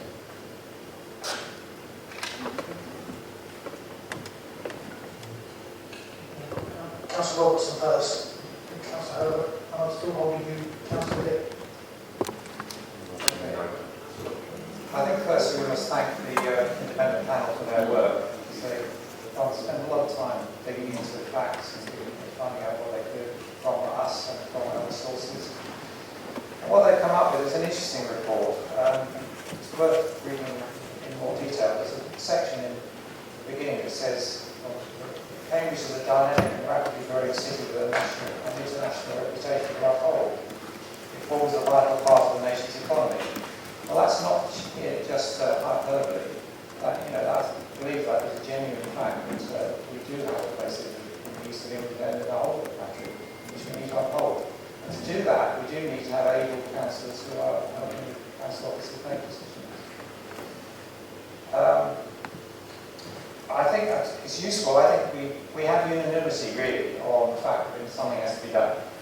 But it's just the figure that's I think that's what it comes down to. I think if there are 53 councils in East of England, and it will come as no surprise to you to learn that we are bottom of the league of 53. We are 53rd in our list of allowances we pay to our councillors. The proposal is that the allowance should go up to 4,300 a year from the base of 3,199, and the Liverpool Council suggested that it should only go up to 3,647. I really don't think you can justify that. I mean, we've been given, in the context of the East of England councils, if we did do that, we would still be fifth at the bottom out of 53 councils. And the complexity and the importance of the decisions we're making in Cambridge do have a higher level of importance than many of these other councils.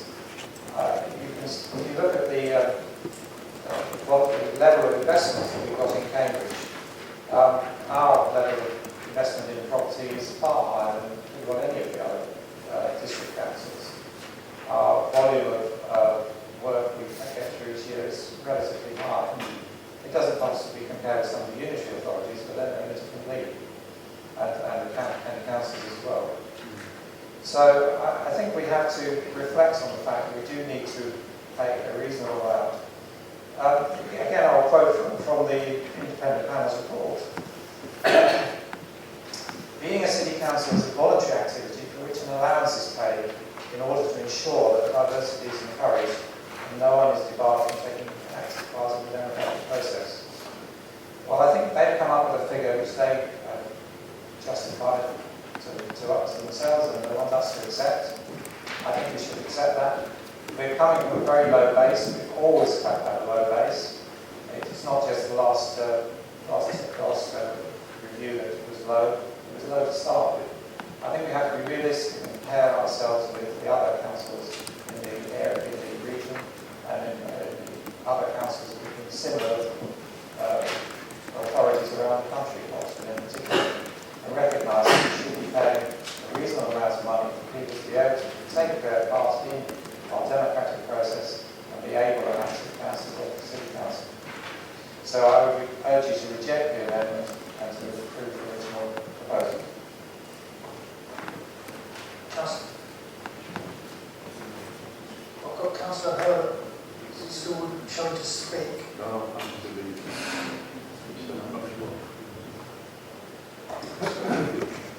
I've got Councillor Bick, who's waiting to second the amendment.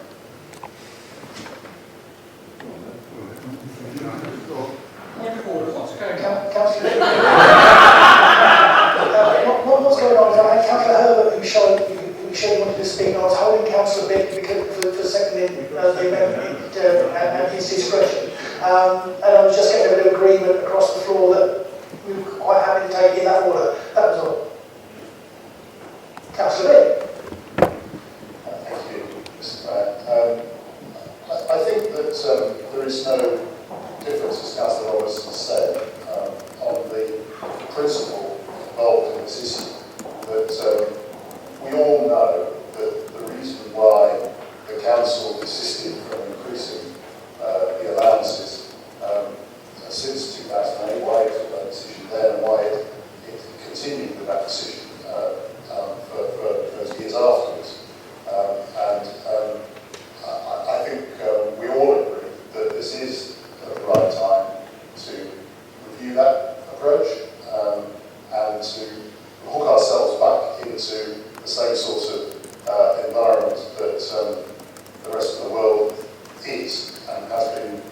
experiencing over that time. And so that probably does involve more than an annual increase when we start picking up the threads again. The independent remuneration panel can help us with data gathering and analysis, but I think we feel that it's also necessary to apply some judgment on that result when it comes to considering it as elected members. And we're saying on this side that we think that it is an important alignment that we have with the staff of the organisation we're councillors of. And for us to take an increase representing the period since 2008, which would go dramatically ahead of the increases that those staff have had in their salaries, would be something that we would not want to do. I think that we have some need for respect to the difficulties that staff have gone through over this period, and the fact that there have been minimal increases in public sector pay, and as councillors we are part of that public sector. Because we have the ability uniquely to vote for our own increases, we would like to make sure that the increase that is agreed is one that is in line with the way they've been treated. There are very few walks of life in which, in fact, people have the chance to experience periods of no increase and then have a sudden catching up, which is what we're talking about now. But I think we think that's justified, and I think it's simply a difference in judgment about what could or should be justified, and hence the amendment that we have proposed, which is, after all, by many people's standards, a very significant percentage increase all the same. So I just wanted to hear the context of the different number, because I contend that the opportunity was at civic affairs as well as here. I mean, we're perfectly happy to debate issues here. I've been in council for 12 years. I'm better off than other people, but I know a lot of people have to think about it. And I do know people that have not stood for this council. And they are not people like me. They're people that could not afford, because everybody in this council chamber in different ways has to make compromises with their employer. Most employers do not give unpaid leave. Sorry, they don't give paid leave.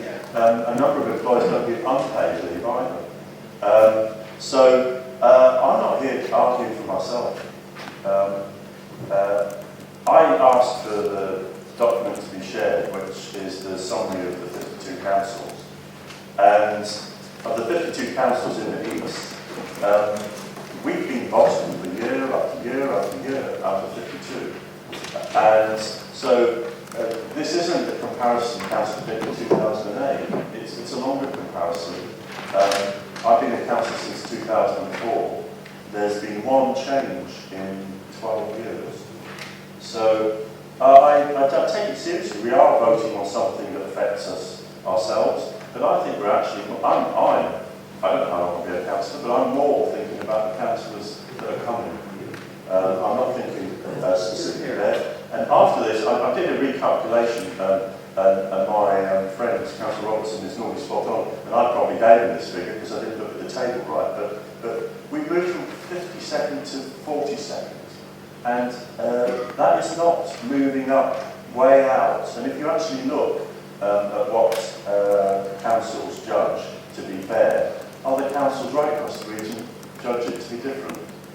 We have also, on this side, decided that to accept the recommendation of the panel that we should forego vice chair allowances. So there are a number of people sitting on this side that won't be really any better off.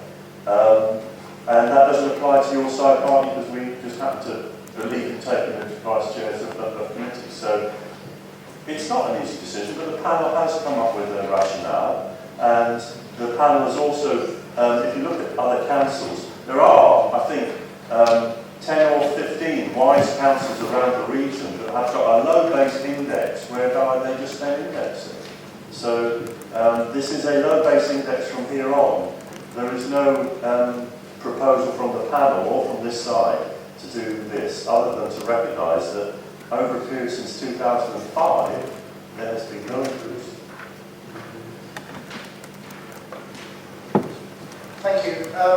The right to reply debate stands with the Council First and Chair of the Civil Affairs Committee, but just before we get there, I just wanted to fill all councillors in the way I intend to chair the council meeting. Where a councillor has reserved their right to reply, either a motion or an amendment, I will hold that councillor to come into the debate at any time they indicate to speak. I will give those councillors from any side of the council chamber the right to hold right back to the end of the debate, so that they can have a chance to almost as a right to reply to the debate, to their amendment, and when we get to the motions, the amendment or the motion, which as we know we debate as one. But councillors should remember that if they are speaking as a seconder to a motion, the debate can still go on after they've spoken. It's not a right to reply that is given to executive councillors. I thought I'd point that out so we all know how I'm dealing with the meeting. With that, I now offer the right to reply to the Chair of Civic Affairs, Councillor First. Thank you, Mr. Mayor. I haven't really got anything much to add to this, except I do understand the trepidation amongst members on this item. They are difficult items. There's never a good time to do this. But to be remembered, it is a one-off uplift for a significant amount of time. We're not planning to be doing this ever again. It's going to be indexed after this, so it is a one-off. And the same as a leader, I'm thinking of people who come after us, and likewise, I had, I think, 3 people over the last 18 months, close to 2 years perhaps, who would like to have stood, who have not stood, because they're just unable to afford to do that with their other commitments and employer commitments, and employers don't always favour the time spent in daytime committees or whatever. I have to accept in the legal notice, I'm slightly uncomfortable with it myself. I've not made any claims about that. But I think it's the right thing to do for those people who come after us and for those people in this chamber today that find it difficult to actually carry on with these types of figures. But it is difficult. It's never a good time. But it is a single uplift. It will be indexed after this, so we will not be in this position again. And that's all I have to say. I think everybody else has summed that up. Thank you, Mr. Mayor. Thank you. We'll now move to vote on the amendment. All those in favour of the amendment, please show.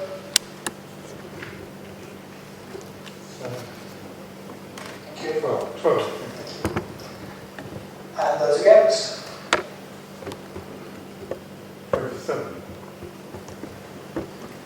And now we vote on the recommendation. All those in favour, please show. 27. And those against? No. Thank you. We now move to agenda item 5, all questions. This item will last for a maximum of 30 minutes. The Executive Councillor, Chair or nominee will have up to 2 minutes to reply. The questioner will have 2 minutes to put a supplementary question or to seek clarification of the response to the original question. The Executive Councillor, Chair or nominee will have a further 2 minutes to reply to the supplementary question. At the conclusion of the 30 minutes, those that have not answered may provide a written response to the member who put the question. Councillor Benjamin has the first question. Question 1. Thank you. Councillor Watson. Just trying to find my notes there.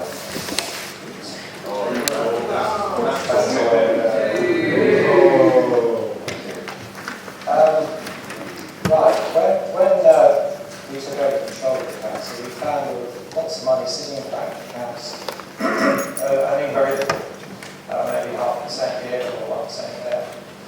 Over £20 million of reserves are just sitting there without actually earning anything really substantial for the council. In fact, they were losing value because they were earning less than inflation. So we've invested money in property, and the particular question is about the Haverhill Business Park, where we are receiving a rent of over £450,000 per year, which is equivalent to a return of 6.1% on that cost of buying it. So there's a really good example of where we have turned around the fortunes of the council and of the residents of the city by actually making our assets work and pay their way. And that's the way we intend to continue.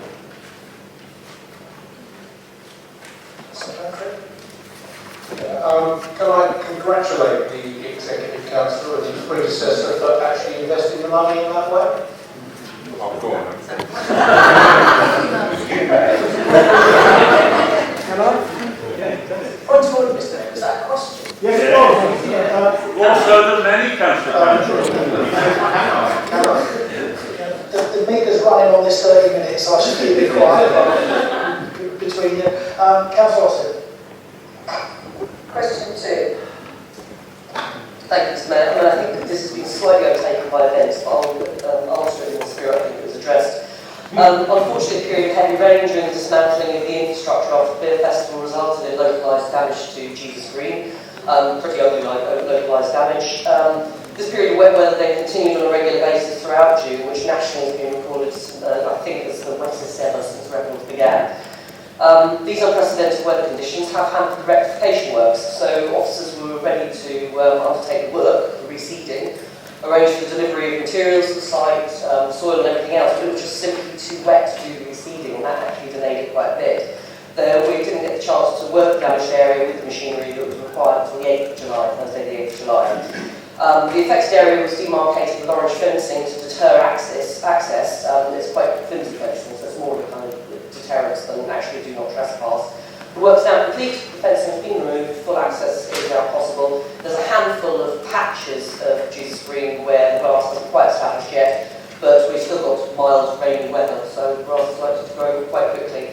And we should have full access very, very soon.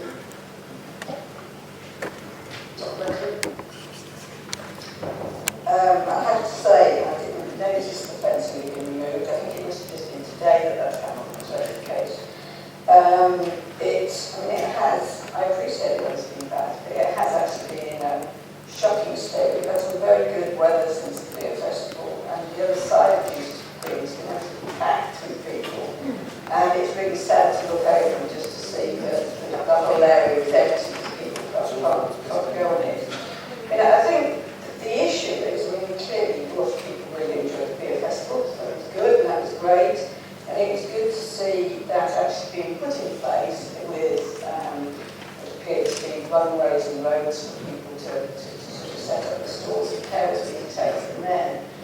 But that was in complete contrast with the way in which it was being dismantled. I don't know if you actually saw what happened, but it appeared that the contracting lorries were free to drive wherever they wanted. The ridges that were in the ground were huge. They clearly haven't driven on the boarding that was there. In fact, they waited for the boarding to go and then they drove what they wanted. And whether it had been raining or not raining, I'm quite sure that damage would have been pretty bad anyway. I'm interested in what the actual contract is that would happen with the contractors to ensure that this damage shouldn't happen again. And also, the second part of that question is to understand what supervision do we give to contractors to make sure that this kind of thing doesn't happen, because it's extremely bad practice. Yeah, the beer festival itself pays for and arranges most of the setup and the dismantling, and it's all volunteer work for the most part. One of the problems we've got is, of course, the dismantling of the beer festival itself involves dismantling the roadway. And you can't load up the roadway without having heavy lorries there to put the roadway on. So ultimately, it's impossible to completely keep heavy lorries off that grass. Most cities this size have a central square that isn't used for a 7-day market. So there's hard standing that you can put events of this nature, and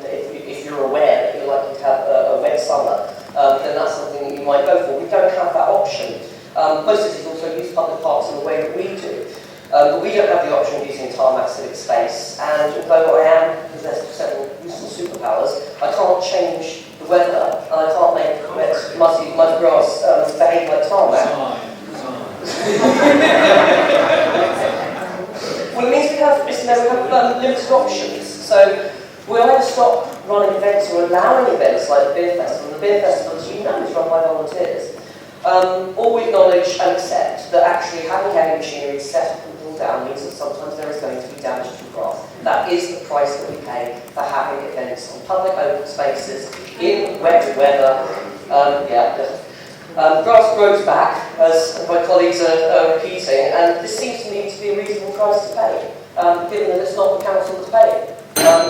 So if the opposition is suggesting we should ban events like the Beer Festival and the Big Weekend, I wish they'd be honest about it and come out and say that. Otherwise, please accept rain happens, grass goes back, and a Labour council is going to continue to stage public events in public spaces for all of our residents, regardless of the weather. People want to enjoy themselves. Councillor Farley? Question 3, please. Thank you, Mr. Mayor. As Council will be aware, since April of last year, the management and delivery of the Folk Festival rests now with Cambridge Live, and the City Council doesn't have an operational role to play anymore. However, I'm pleased to inform Council, following the start-up of Cambridge Live, plans for the event are progressing as expected, and tickets are expected to sell out very soon. I'm also pleased to say that the festival is maintaining its renowned reputation for providing a very high level of artistic, ethical and green standards, and is receiving very good press coverage. Cambridge Live have continued the work established with the Greener Festival Awards, and Folk Festival is now a Greener Festival Associate, reflecting its long track record in this area. It is now also working with Attitude is Everything, which is an organisation committed to improving deaf and disabled people's access to live music. In the programme itself, the festival's commitment to justice, fairness and tolerance are clearly visible. For more information on the lineup, I recommend visiting the Folk Festival pages on the Cambridge Live website, which have a full listing. Do you have a supplementary? Councillor Cantrell. Number 4 to legal. There was a matter of some distress that when I arrived at Burrells Ward yesterday evening at 10:30, there was no one there to greet me. There wasn't Councillor Cantrell, although he cried out earlier in the day, to be fair to him. There wasn't Balfour Beatty, there wasn't anybody. I stopped an Australian who was smoking. I didn't know he was Australian, but I discovered that after. It had something to do with the lighting. And I had a second occasion, I will now be more serious. I had a second occasion this week to have a look at the lighting. I had a look at it on Monday in the daytime, I had a look at it on Wednesday. And I'm fully up to having another look at it next week. I think there's been some misunderstandings. My commitment was to look at the lighting quality and to see that that was consistent with the lighting which, as Councillor Cantrell will know, is not particularly even along the whole of Queen's Road and the back of that whole area. And also that the lighting was effectively around the University Library and particularly at the area of Comets Corner was satisfactory. Sadly, one light was out last night, and obviously that was perhaps the matter why there was a late attempt by the County Council to cancel our engagement whilst I was in the middle of 3 meetings, and therefore didn't see there was an email until today. But I will continue to take an interest in the quality of this lighting. Thank you, Mr. Mayor. We're all aware of the Chronicles of Narnia, C.S. Lewis, and I have to say, and it's not the fault of the leader, but this whole project is like a narrative from some fairy tale. We have a situation now where one half of Burrells Walk, which is between Garrett Hospital Bridge and Queen's Road, has been renovated using the old lamps. I was there today. They look fantastic.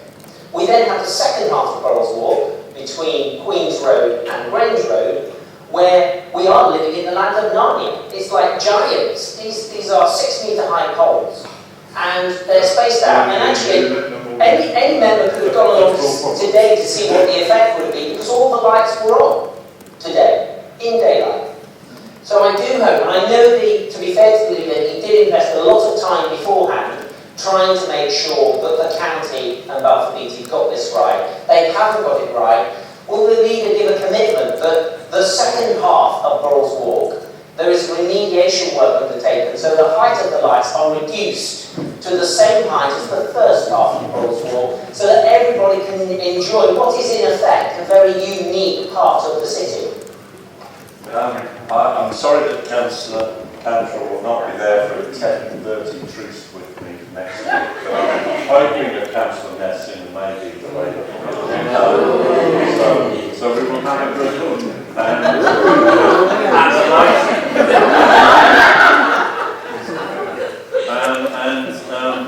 I'm sure we'll come back having been well informed. So I'll discuss with Councillor Messing in your absence, Councillor Cantrell.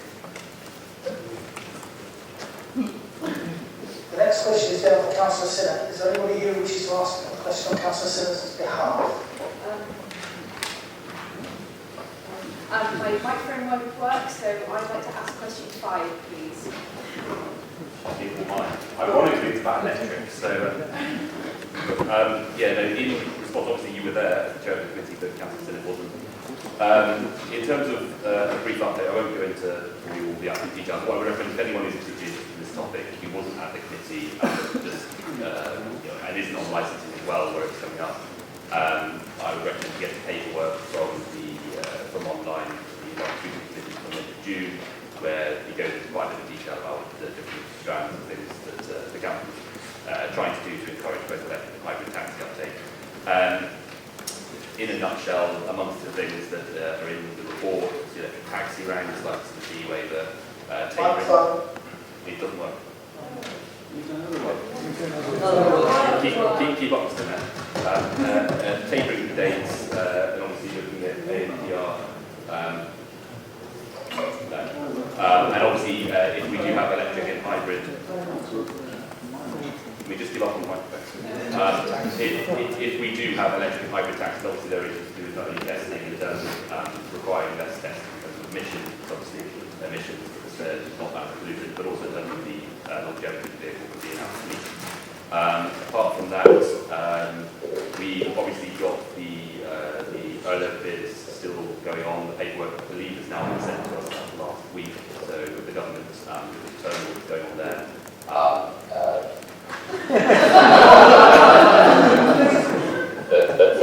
First one's a very long time.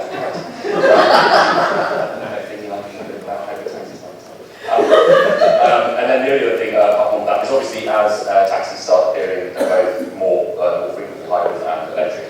One thing which I would say, and I think we're more or less across all party lines here, is that we will probably look at the livery on the vehicles. Jeremy is free. We'll look at the livery on the vehicles to encourage people and let them know that they are electric vehicles and that people see them.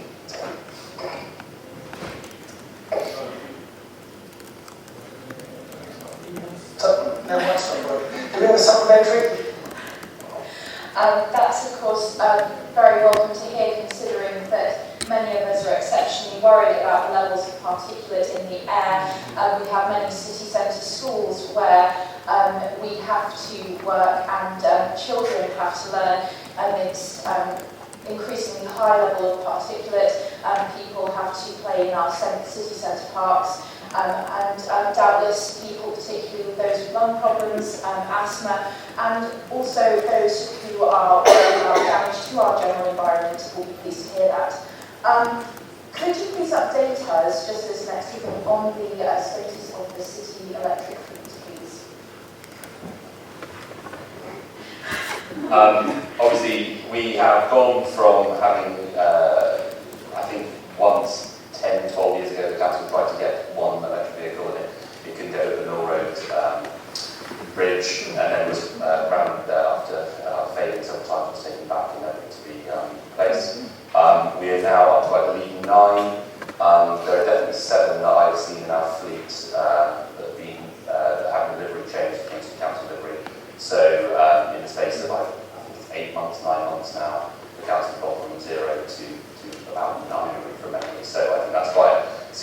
it increase, considering the fleet that we have? And obviously, if more vehicles come up, especially the panel vehicles, where it is economically sound and viable, makes financial sense for us as a council, as opposed to some of the larger trucks and vehicles that we own, obviously can't be electric because of the sheer weight and battery size required, to carry on a programme of introducing the replacement of council fleet to electric and to lead by example. And I will finish on one very quick point. Since all of this has happened, and obviously we've had a bit of media and things and positive news on behalf of the progress that Cambridge is making, leading the way when it comes to electric and hybrid vehicles. Several businesses who specialise in these areas have been in contact about potentially relocating to Cambridge, which Cambridge is now seen as the future for the industry off the back of investment that's already gone in and obviously having an amenable council. Councillor Ratcliffe. Question 6, please.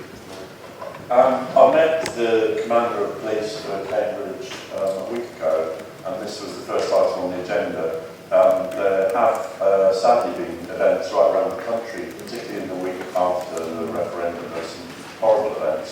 The reports from Cambridge, thankfully, are very limited, so there was an element of hatred at the time of the large assembly outside of the Guildhall, where the police had to control one individual.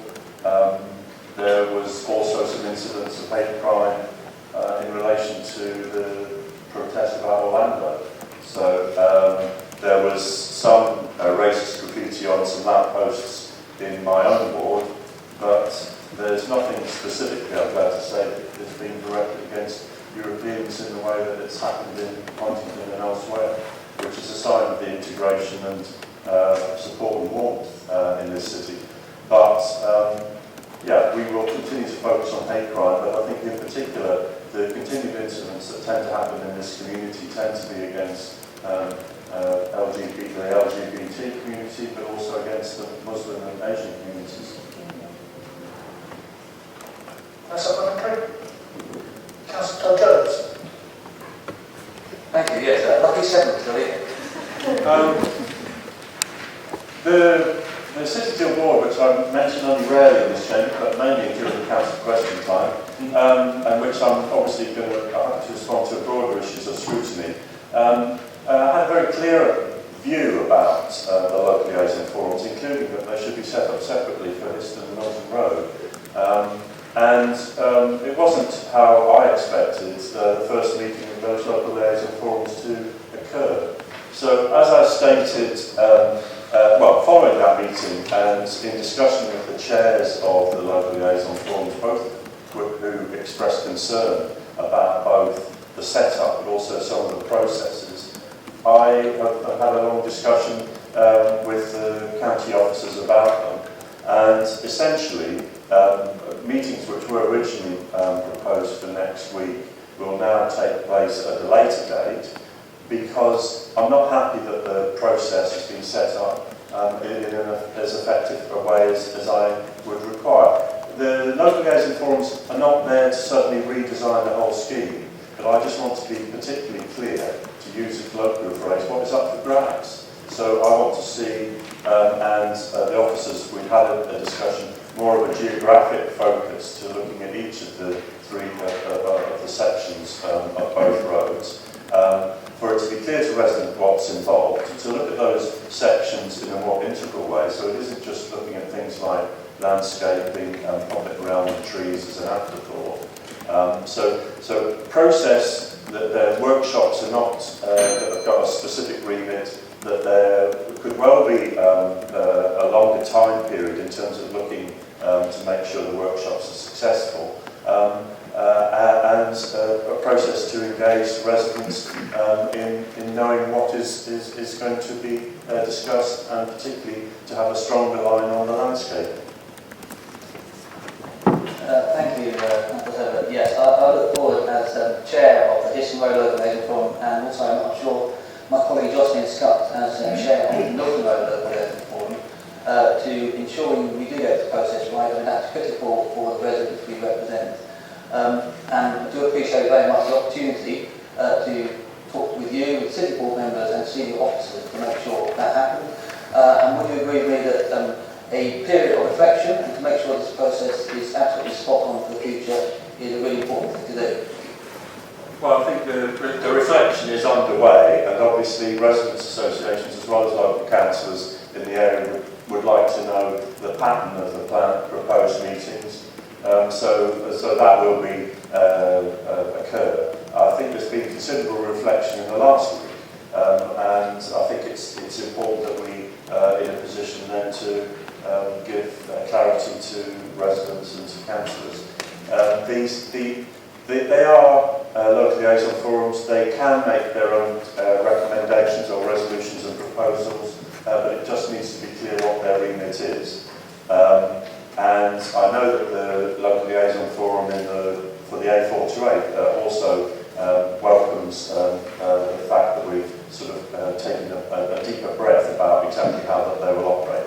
In addition, it is clear that the chairs on behalf of those local liaison forums, after the workshop work and after they've discussed the outputs, will be in a position both to discuss the outputs with the officers involved, but in particular in the public domain to make clear reports back to the Assembly and the Board before decisions are made. Councillor Gary? So, question 8. Thank you, Councillor Gary. As a leader, I'm well aware that there's quite a lot of issues where I, as leader, and in some ways other people, act on behalf of this council, and that has been the pattern all the time I've been a councillor. So I think in conjunction with the amendment that Councillor Vick moved at the last meeting, there is a need just to look at the wider responsibility. So I know some people in this chamber single out the city deal as some kind of abhorrence, but it has its processes, and in addition to that, I'm accountable to this council. I think the leader rightly identified the priority. I would ask him whether he could trial the process that he agreed to follow with the new devolved authority, where he would discuss his voting intention in committees or even in this council chamber. Also, I wanted to ask whether he could ensure that the liaison forum input is actually evaluated not just at the officers level, but also at the Assembly and the Board level, because at the moment we have only been told that the resolutions of the liaison forum will be going to the project boards, which is largely making its decision outside the public eye. But I think given the extent of participation in these liaison forums, I think it's very, very crucial that there will be a public discussion and that the city is represented as much as it can. As I answered to the previous question, the chair of each of the local liaison forums will have the opportunity, if they wish, to report both to the Assembly and to the Board. So, whilst there's some confusion when officers refer to a term like project board, it's actually more a sort of an operational aspect where the officers are actually reviewing the scheme. That shouldn't be understated as important, because obviously getting the resident and the local liaison forum input into the officers at the early stage is as important, but at the time when decisions are then made by the Assembly, or the recommendations are made by the Assembly and final decisions are made by the Board. I mean, on the broader issue, the governance, which I restate wasn't invented by us, has a process whereby the Assembly does a large amount of the pre-scrutiny, and each of the different parties is represented on that. And as is evidenced by successive meetings, including yesterday's meeting of the Board does listen to the Assembly. So the Assembly gives a great opportunity. I haven't got in my head what the scrutiny proposals will be. It's not for me as leader to decide that. But we've committed to a report to civic affairs, Mr Mayor, on devolution.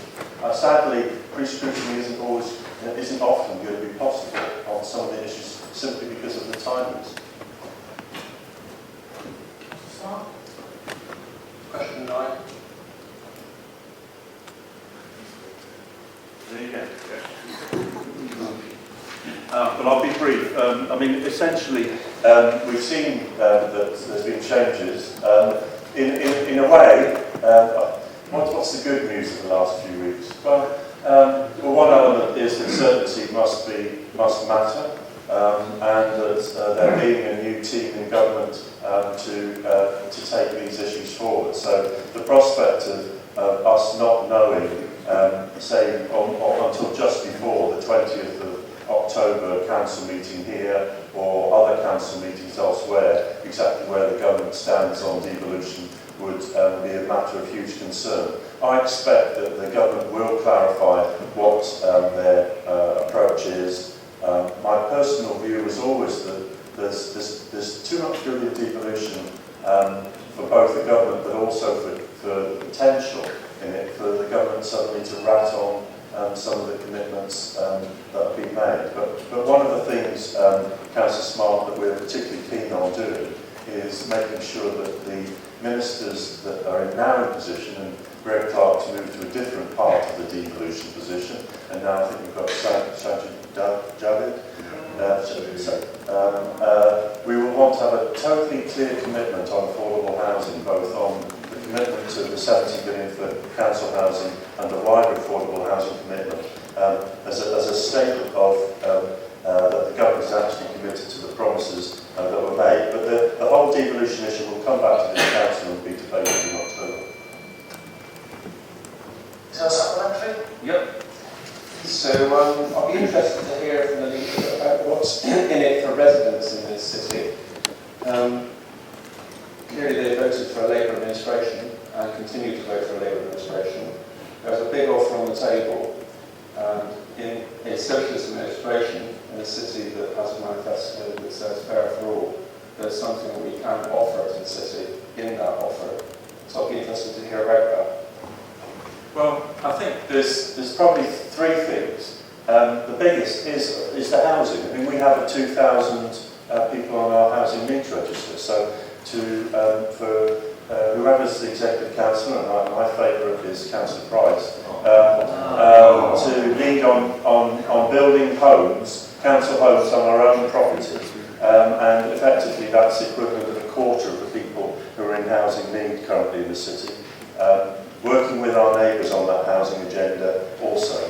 Whilst there's always risks in having a vote on transport and other issues, the fact that we've never had people representing the parties that have been in this chamber as county councillors running a county council, and I'm not saying that's going to necessarily change, because at the moment obviously it's in a better position than it's been, but we've never had Conservative councillors elected from this city could actually be the link on a number of those issues. And to some extent, the devolution recreates Peterborough and Cambridge and gives a say, and also gives us a responsibility to get some of the decisions right for the wider Cambridgeshire. And I think to come back to bus franchising, we are committed at the city deal to tackle congestion and transport, but unless we can have more of an equal relationship with Stagecoach, we really cannot tackle some of the challenges of buses and transport in this city.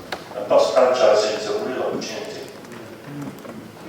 Point of order, Mr. Mayor. I recognise this is highly unusual, but we've had two members of the public who have waited since 6 p.m. for oral question number 13, which is one which hopefully is not controversial to the Chamber. I know it's going against all protocol, Mr. Mayor, but I'm conscious of the fact that timing is such that we will not get to oral question 13, and we don't normally get members of the public waiting so long and patient. Excuse me. Thank you, Councillor Cantrell. Had the Mayor been aware that the members of the public had been waiting this long to hear that particular oral question, the Mayor is quite a benevolent type of person. You're quite willingly taking it at that stage.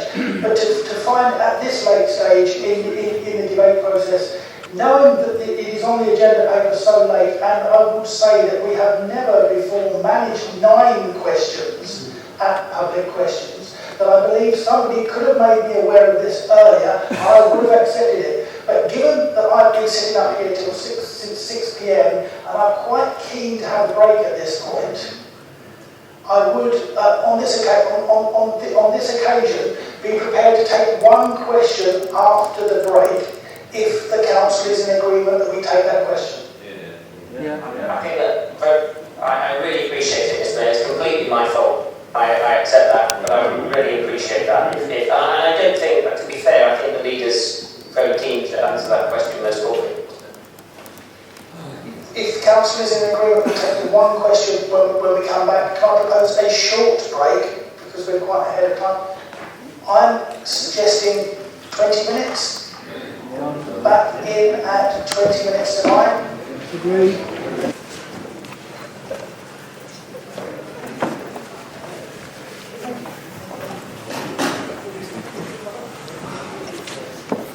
Now, a bit like the start of episode 2 of the Winds of War, I'll give you a quick update of where we are before we go for refreshments. A little bit of history. As a complete one-off, not setting any precedent, I'm going to allow question 13 to be asked now, because we have had members of the public who have been sitting waiting for this, which I was not made aware earlier in the afternoon. I would say, at this point, that I would be very disappointed if any councillors used bringing members of the public in to try and shuffle their questions up. And I'm looking equally around the chamber at everyone in the future, and I may not be so benevolent in the future if this happens again. This is a complete one-off. At which point, I say, Councillor. Question, Deputy. Well, the answer could be a very short one, but I won't let you off with that, councillors. So, I mean, I think the answer is that it will make no difference, and the value of our links with Heidelberg and Szeged will be the more important as a result of what's happened. There is a moderate budget in the council's budget for twinning arrangements, both a group that works with Heidelberg and a group with Szeged. And whilst there's still decisions to be made in next year's budget, I would make a risky but firm commitment that the budget will be there at the same, at least, level that we've got currently.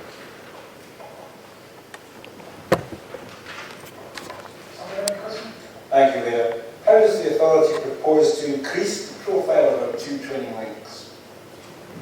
Well, next year is the 30th anniversary, and we've met with the Szeged Society along with the Mayor, and we discussed some ideas of increasing that. So we will want to celebrate both in Szeged and also in Cambridge next year that linkage.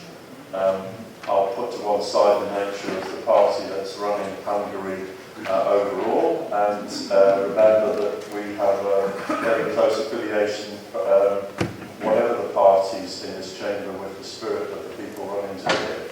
In terms of Heidelberg, we've already heard that we will now have Mr. Payne as one of the people as part of the Heidelberg Society, so I would expect similarly that we will have that strong link. I mean, these links go back decades. I don't think it's right that we kind of twin with every country. I think the fact that we've got 2 strong relationships is really important, and it's building on those. That's the strategy, and it's a strategy that both councils, both parties have adopted while running the council. Thank you. That does conclude all questions, and many apologies to members of the public who had to sit through the meeting so far. You are now free to go if you so wish. You could wish to stay with us for the rest of the evening. It promises to be actually quite an interesting debate. We now turn to agenda item 5A, and the motion entitled EU referendum and hate crimes. It had been agreed with me that Councillor O'Connell would second the motion and has therefore withdrawn motion C. I now understand it will be seconded by another member of the Liberal Democrat group, and I will offer the same offer to that person I would offer to Councillor O'Connell, in that given the spirit in which the other motion had been withdrawn, I would give that person the same amount of time to speak as the mover of the amount of the motion is going to get. So at that point, I call on Councillor Ratcliffe to propose the motion. Thank you, Mr. Mayor. I'd like to start the information with just a bit of housekeeping. There's a good reason that the saying that we belong around politics is such a cliche. So I'd, with the information, like to propose a very minor amendment, simply for accuracy. The first resolve, I suggest that we resolve to write to the new Prime Minister and the Secretary of State for Brexit, asking for a clear statement supporting the rights of EU citizens already here in Cambridge to remain in the UK. I honestly didn't expect to have said Secretary of State for Brexit, so that's the new reality. If that's acceptable. I also was going to thank Councillor O'Connell for agreeing to second it. I'm moving her motion, I'll do that in absence. Thank Councillor Mary for stepping in. And with that, let's move on to the main motivation for the motion. I really don't want this to be a rerunning of any referendum debate. That's a debate that is probably more suited for the pub, probably not tonight. But regardless of your opinion on the referendum itself, in terms of consequences for Cambridge, both massive and really quite obvious, and it's those that I want to address. The detailed work in negotiating our exit from the EU is still to come, and it's clear that there was no government plan in advance of the referendum, and our new Prime Minister has been thrown somewhat in the deep end by her peers who created the situation and ran away from dealing with the consequences of it. Again, the pace of politics means that's some out today, because I see that Boris Johnson is now back again. We've already heard tonight 9,000 Cambridge residents directly affected by this as EU citizens. 9,000 of our residents left in limbo, no idea whether they're welcome or even allowed to remain in a city that they and we call our home. As well as obviously sympathising with them, it's important to remember that these people, as part of our community, contribute to the well-being of us all and to the city. Cambridge University's Hospitals Trust started to categorise themselves as white, but not British or Irish, and just over 1,000, 12% of the employees there. Meanwhile, Cambridge University students from other EU countries make up 16% of the student population. And 15% of academic staff across UK universities come from other EU countries. These are just a few headline figures that highlight something we all know. Immigrants, whether they're from the EU or otherwise, not only make up a significant proportion of our population, but also play vital roles in our community. This also isn't news, but it bears stating that Adam Brooks, one of the biggest hospitals in the country, has had to ask patients to stay away several times in the last year due to resourcing levels. And the reasons for this are manifold, but staffing is a huge concern, and one that will only get worse if long-term staff can't remain in their jobs. Our universities have long been international organisations. Knowledge and innovation, they don't respect borders, boundaries. The UK received 22% of all European Research Council grants. This funding has meant that we've been at the forefront of research across many fields, and some of these projects are now seriously under threat. Though the universities and health services are major employers and innovators in Cambridge, it's naive to think they're the only organisations that are EU citizens who operate in our city. The Science Park, the IT industry, hospitality, many other organisations around Cambridge and the county really do rely on EU citizens. And this leads me on to the second thread of my motion. Anyone who knows me at all knows that just have personal issues of hate crime are to me. My political upbringing wasn't party-based. I would never have been politically active if it wasn't for Asian friends of mine in college being targeted, abused, occasionally physically assaulted by racists, by organised racists, their supporters. I had the dubious pleasure of growing up in East Lancashire in the midst of the race riots in the early noughties. I'll get through this bit quickly because many of my colleagues have heard this from me thousands of times. But as a result of standing up to this racism, I was attacked on the street. The combat team posted the address of my parents' house, was shipped my parents' house was attacked. I was confronted at work by organised gangs. Yes, they thought that they could intimidate me into silence. This isn't to talk about me too much, but if this can happen to a middle-class, comfortable white lad, I'd like to say I can only imagine what could happen to an immigrant or a member of an ethnic minority. I say I'd like to say I can only imagine because I can't only imagine. I've witnessed it several times, and I really fear that it's something that could well start happening again. The EU referendum, it's clearly been a flashpoint for anti-immigrant sentiment. It's emboldened those who already hold racist views to impose them on others, to shout them out loud and clear. We all know the examples locally-ish. Cards describing Polish vermin just up the road in Huntingdon. The police translator who lives in Finland, who's Lithuanian, was abused in public for her own heritage and for defending a Polish man who was being abused. These are just two examples from close to Cambridge, and they just serve to illustrate a pattern across the country that's been reported in many national newspapers and confirmed by several police forces. As a 16-year-old politically naive lad in Blackburn, all I wanted to do was shout. I do think at times it's important to shout. I was proud of being Cambridge to march with my stepkids and several people in the room today in a celebration of a multicultural society in response to the attentions the EDL turned to our town. It was important then to shout, to say what we believe. I really think that this too is one of those times when we might need to shout, or at least say loudly, clearly, that we stand alongside people feeling intimidated or facing abuse simply because of their nationality. But shouting alone isn't enough.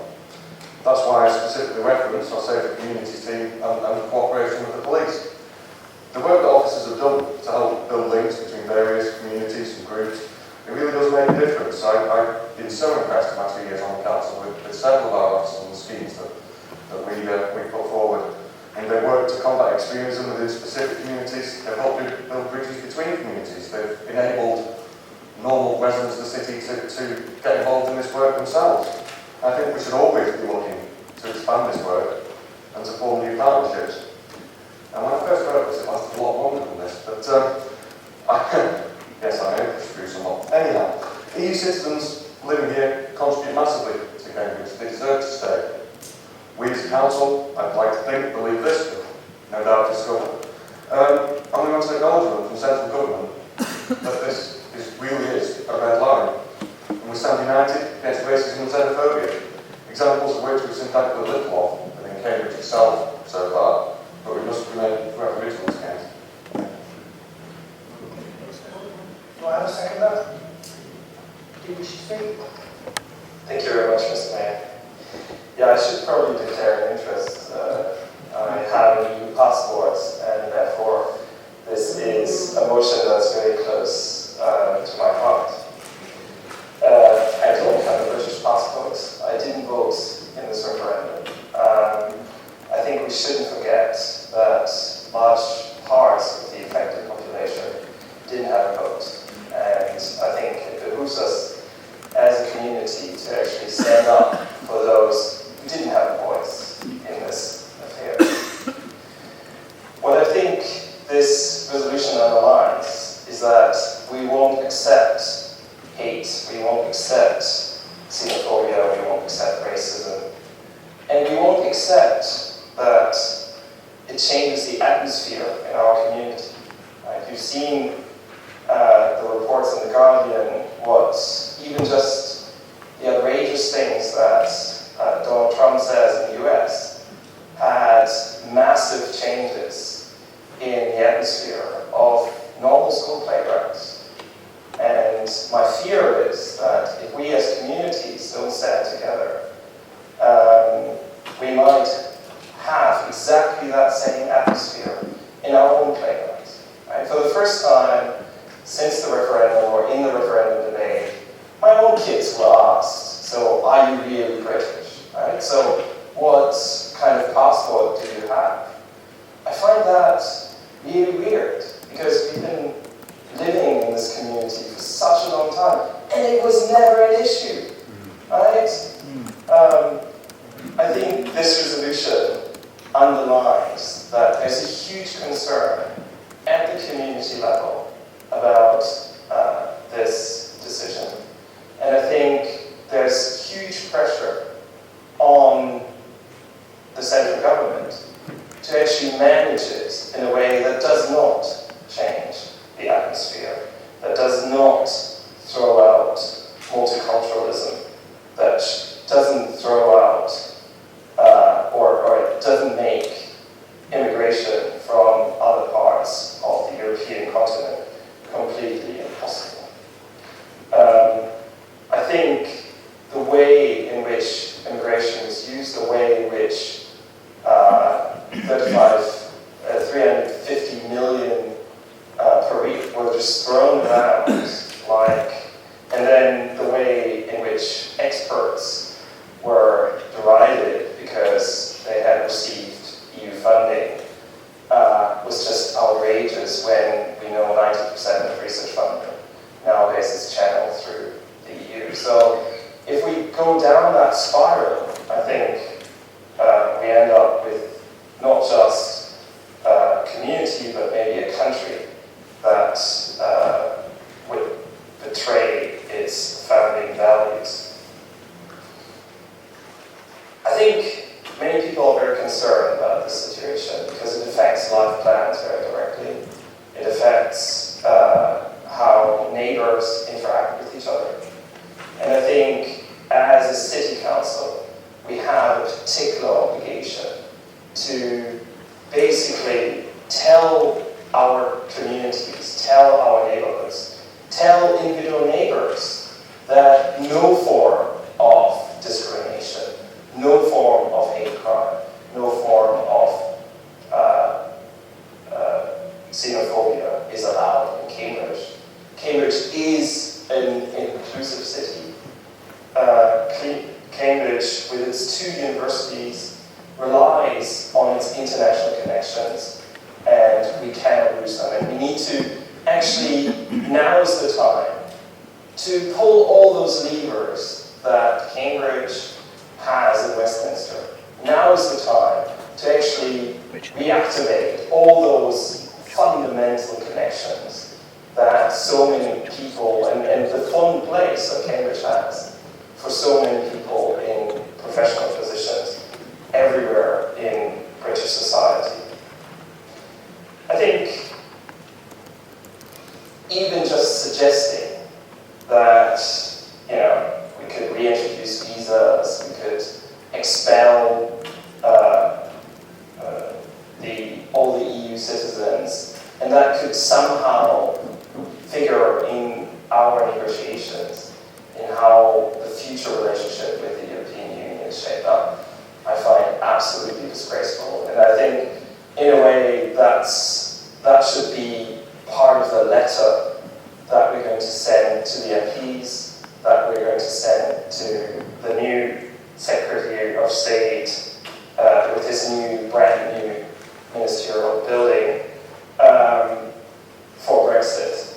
Because I think even suggesting that there could be a point in which all fundamental values, all fundamental rights of all residents in this country could just be suspended fills me with fear. And it's the first time that I thought, well, I was always a Republican at heart, but for the first time, I hope that more parts of society would actually speak up. And there's definitely a role for the royal family to maybe be more proactive and go out there to the Polish centers that are subject to attacks by firebombs, and send a signal to certain parts of society that have an interest in xenophobia.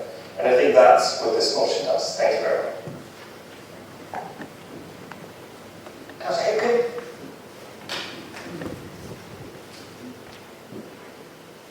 I'm sure everybody in this chamber this evening will endorse the sentiments contained in this motion. And because I anticipate that will be the case, I'm going to strike not a discordant note,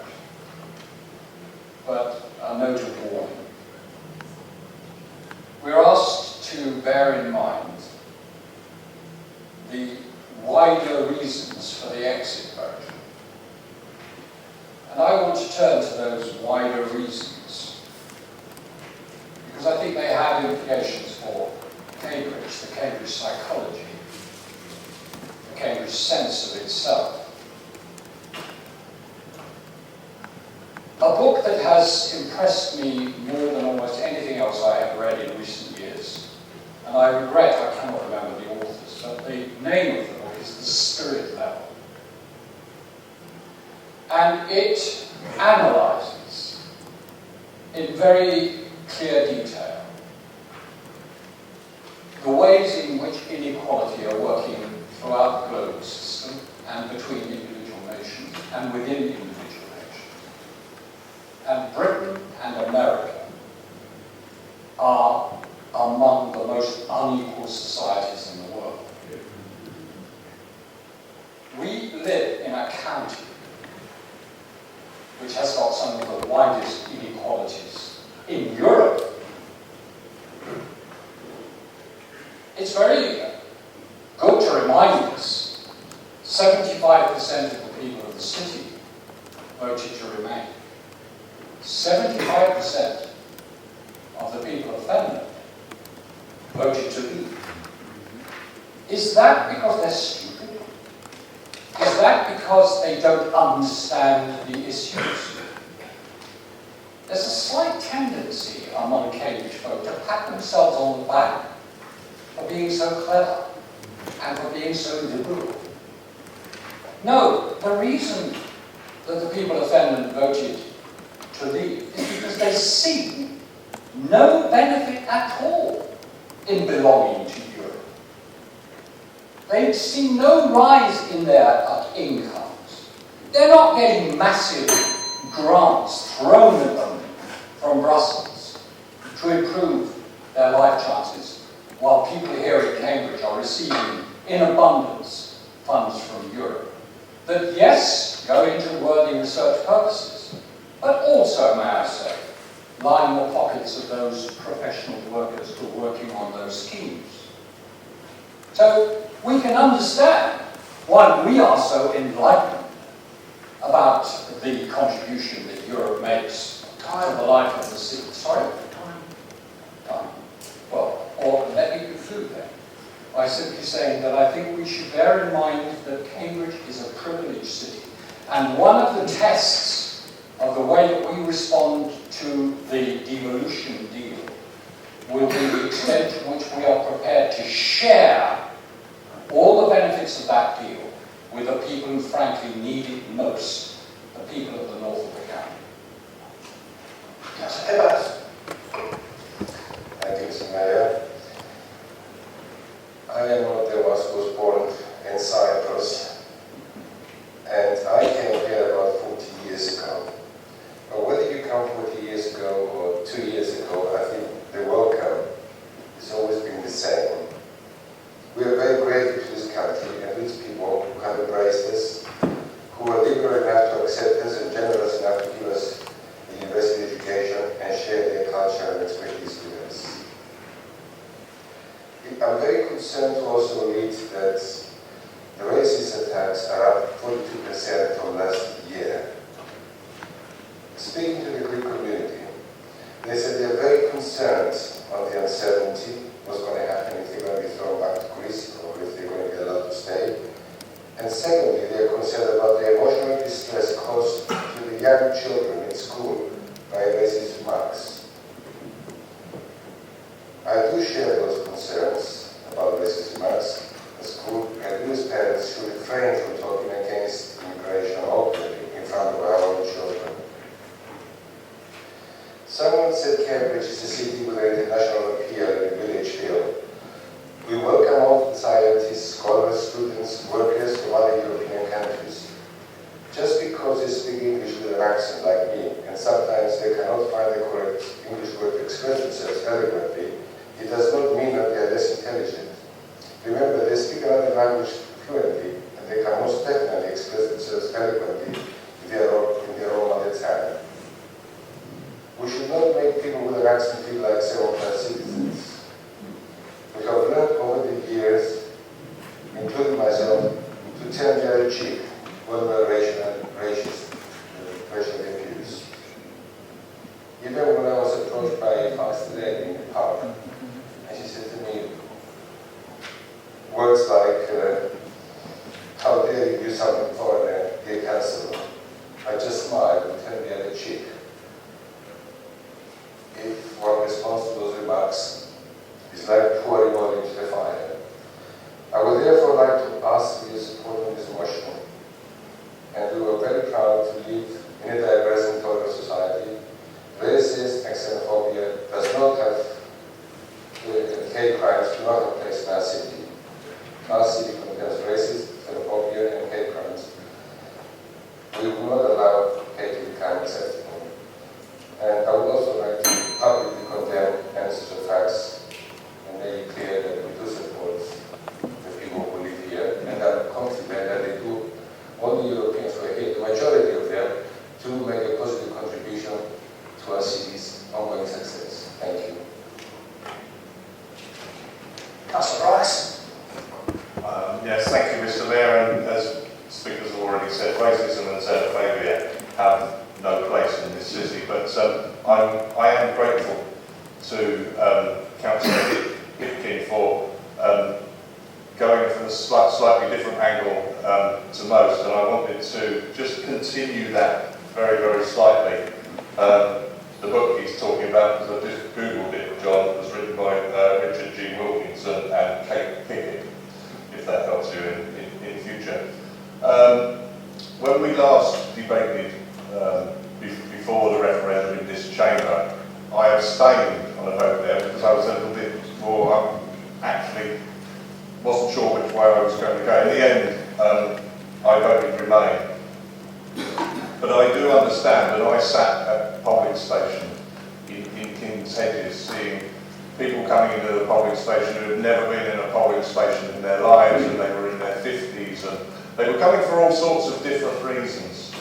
So John or Councillor Hipkin expanded it out. I was just going to contain it to people within the city. Listen, when life has treated you fairly badly, when you think that no particular government of any persuasion is looking after your interests, when you're offered the choice between maintain the status quo or a little bit of a leap into the unknown, maybe that leap into the unknown will be beneficial for you. It might not, but is life going to get necessarily any worse for you? So I think a great many people, and that's in Cambridge, but across the country, have done just that. They have done it to kick the establishment. Maybe not understand, no, that's wrong, I can't say not understand it, but they've done it just to give the establishment a bit of a kicking. We're left with the aftermath, whatever it is. I was just going to make the point, but I think I saw it somewhere on social media that said that not everybody that voted to leave the European Union is a racist, but you can be probably sure that most racists voted to leave the European Union. So we have to draw that distinction and not be, as Councillor Hipkin said, typically Cambridge, we're right, everybody else is wrong. You have to understand, as the motion is asking for, why people voted. Councillor Johnson. Thank you, Mr. Mayor. There's been some very thoughtful contributions to this motion, which I think really underlines the gravity of the situation that we find ourselves in post-referendum votes. And on that point, of course, we can debate the reasons why people voted in a particular way and why certain people in parts of the county voted to leave the European Union. But I think, we have to deal with the vote has happened. We have to deal with the consequences, and for that, as was mentioned at the outset. And sadly, there have been incidents, and it's been outlined, that xenophobia, and racism and intolerance. And as a consequence, it forced us as representatives to tackle and address the issues that have been raised, which are of intolerance. And that's why this motion is extremely timely. So I think I just wanted to make the brief point to remind everybody here that we as City Council councils have an important and vital role to play in the promotion of the values of decency and tolerance, respect, and appreciation of other cultures and other people, other communities and groups. Because that is our duty as representatives in and outside of this chamber. And beyond the wording of this motion, I think it's incredibly important that we continue to prize our role and our position, use it wisely. Because, and I've said this many times, I've said this quote many times over the last month, as the late Joe Cox said, herself a victim of intolerance and hatred, there is more in common than that which divides us. We need to heed that message, we need to promote that message right as possible, and it's part of our duties as elected representatives to ensure that we meet that challenge. Thank you, Mr. Mayor. Councillor Smith. Thank you, Mr. Mayor. When we were campaigning for a Remain vote before the referendum, we as councillors and other Nazi activists were spoken to by so many residents in Romsey who could not vote because they were European citizens living and working in this city. One of the reasons I love this city is that it's diverse, it is welcoming, it is multicultural. For me personally, it's bad enough losing my European citizenship, but I certainly don't want to live in a place where that welcome, that diversity, and that multiculturalism is taken away. Those people from ethnic minorities, those who have come here from other countries, deserve to be safe and to feel safe in this city. And those EU citizens who have done us the great honour of choosing to live in this city deserve to stay. And if we can do anything by putting that pressure on the government, then I think it's something we should do and do proudly. Thank you.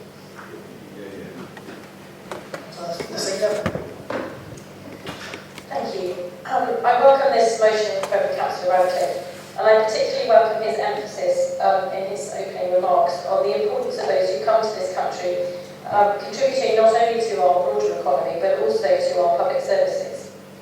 I know from meetings that I have attended with the Chief Executive of Addenbrooke's and the Directors of Social Care, just how dependent our health and care sector is on recruits from both within the EU and from other EU countries.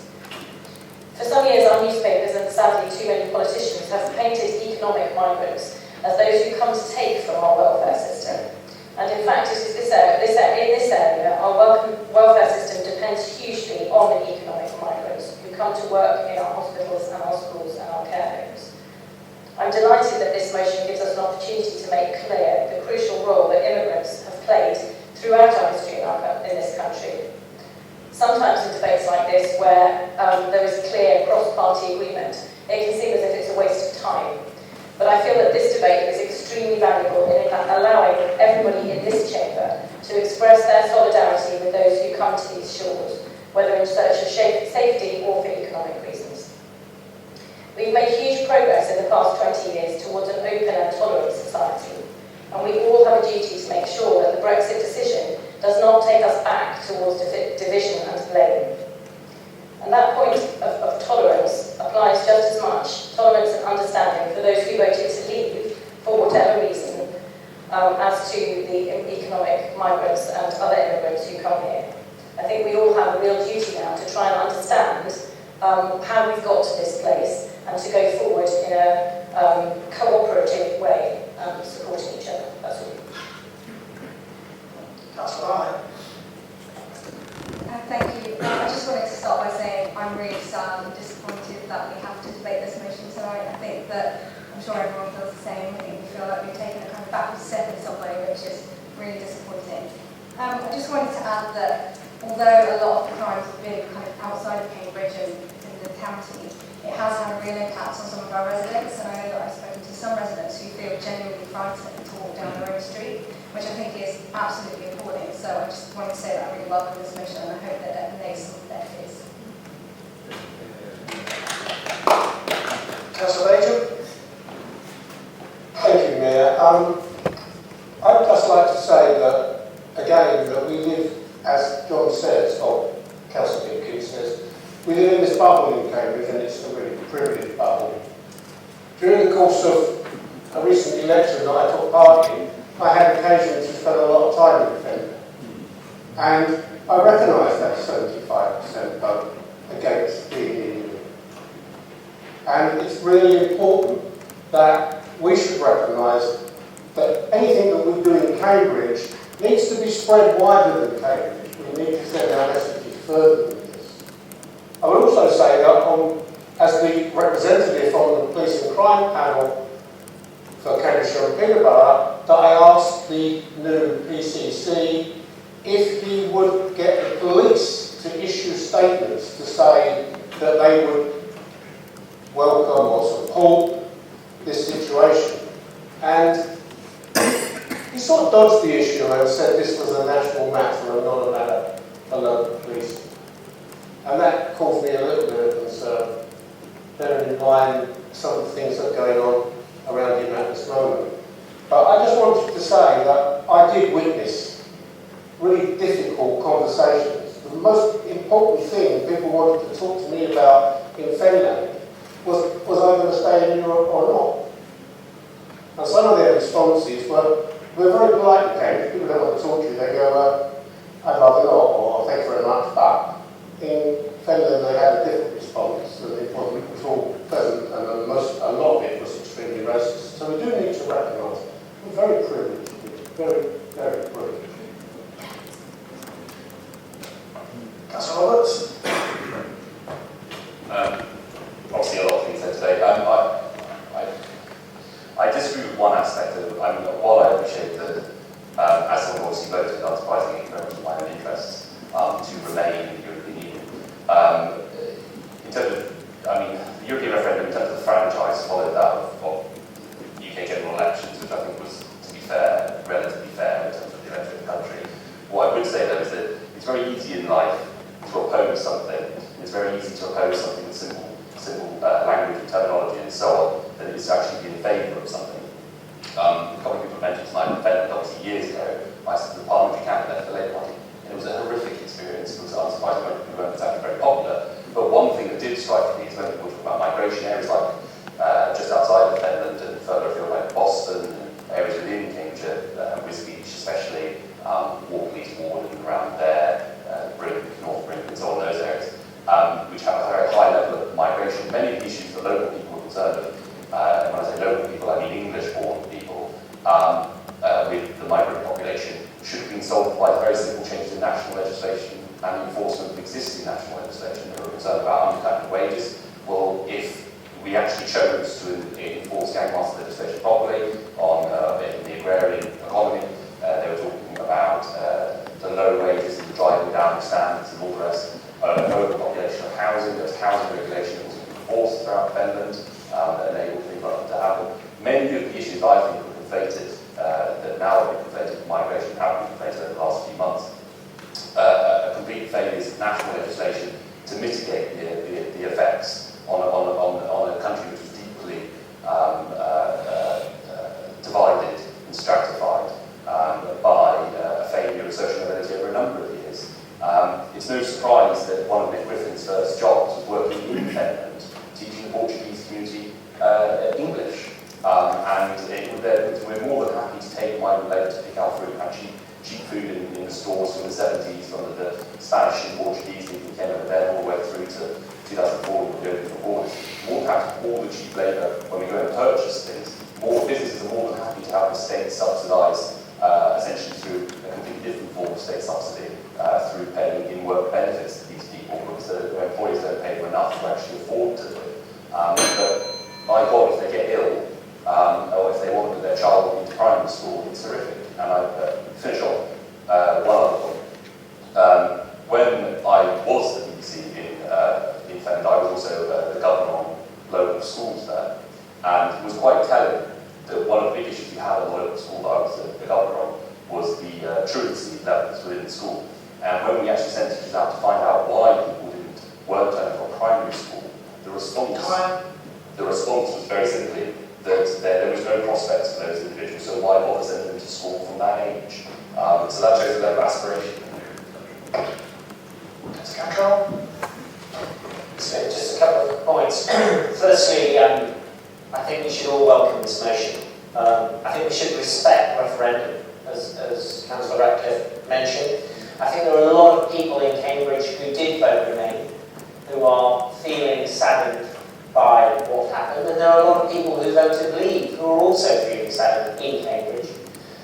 I think we're very fortunate in this city, as members have indicated, that we are a socially inclusive city in general, and you know, the diversity of people who live in this city is one of the key features of why we have such a richness of culture.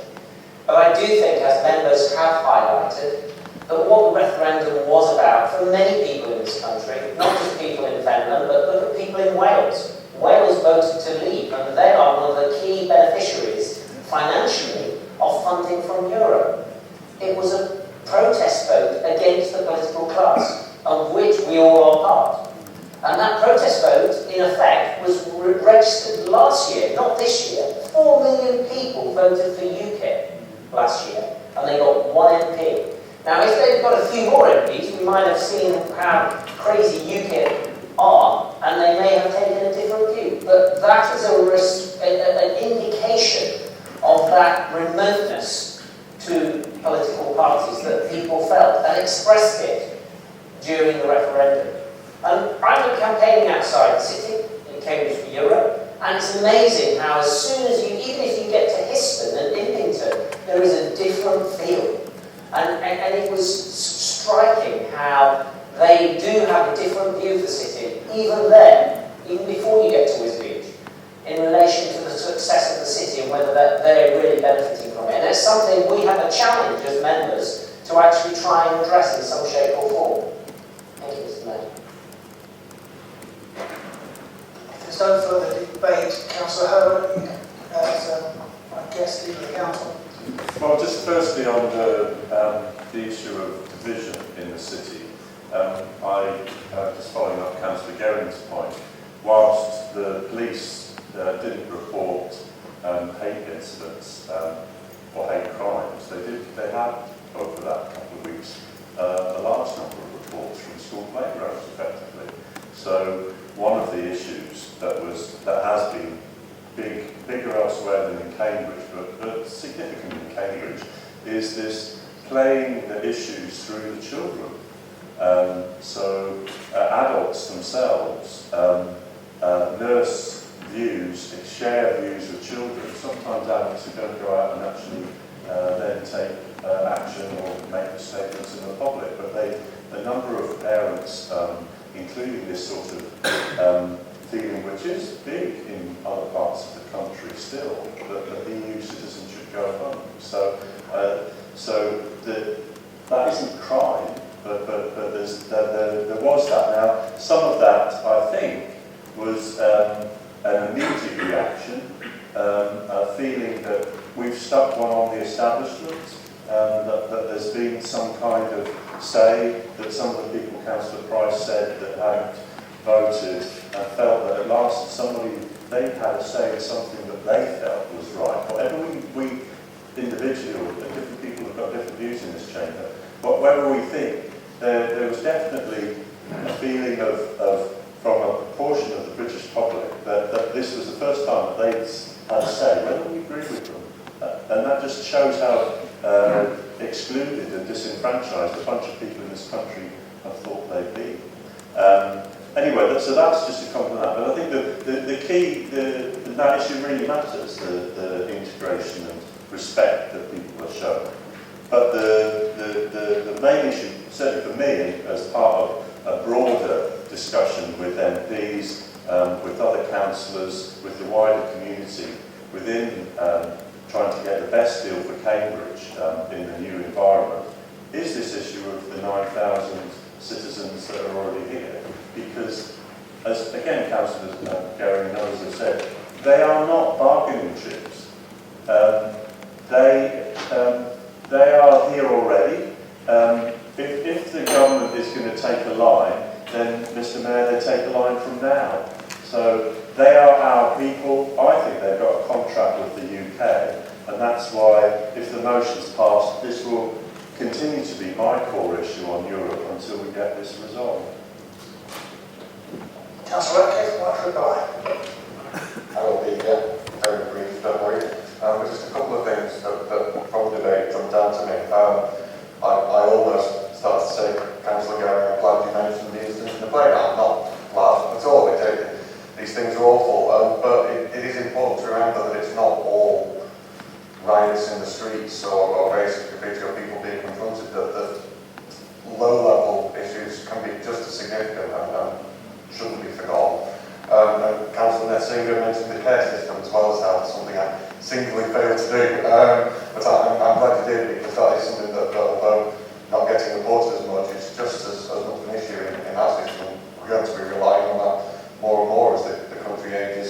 But mainly, I think Councillor Sicken and Price, and later Councillor Bates as well, I think they're very interesting points. And I've just got back from visiting old school friends and family in Blackburn, and some of those points were made very forcefully to me. It's the great joy of going back and seeing school friends who know you as that political one, that you get everyone's opinions ad nauseum when you're trying to have a break.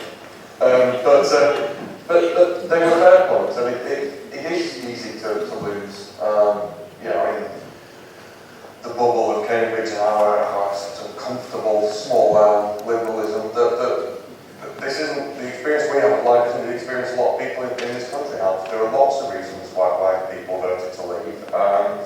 And I don't think that racism was the main one there at all.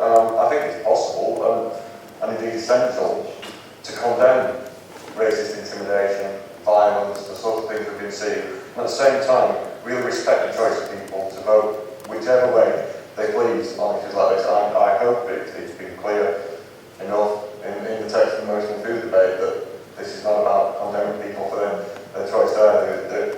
There is a very separate issue going on there. And with that, I'll leave it. Thank you. I will now go to the vote. Please can I say all those in favour?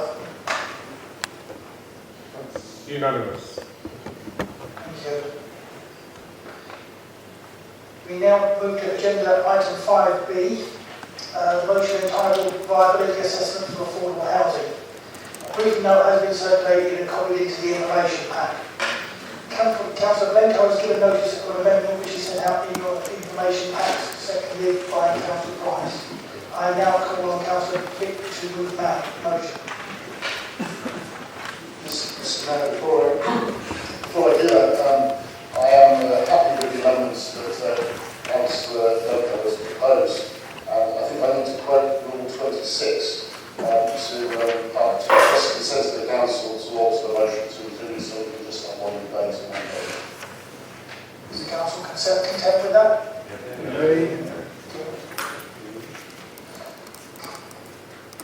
Mr. Mayor, I think the proposition advanced in this motion is a very important one for this Council, and I welcome Councillor Blencowe's willingness to see this measure as potentially helping us in the delivery on transparency that is integral to the way I think all councillors in the Chamber would like to see our business done. Affordable housing delivered through new developments is key to our meeting the needs of local people and people who need homes to carry on jobs in our local economy. Although even the affordable housing is hardly ever cheap by virtue of the high market levels it's pegged to, it does offer an accessibility that would otherwise not be the case. And it's also a bulwark against the sense that new homes can simply be mocked up as financial assets by investors and left empty or underutilised. And it helps us also to ensure that the city and its surroundings are less socially exclusive, more socially balanced than they threaten to become otherwise. Targets for affordable homes within new developments are carefully set with reference to the need and to the affordability of market prices. And it's no surprise to any of us that at 40% our target has been set as one of the highest around the country. And we intend in the new local plan, when it's approved, that this will continue. And it's a matter of huge public social importance and interest. So, when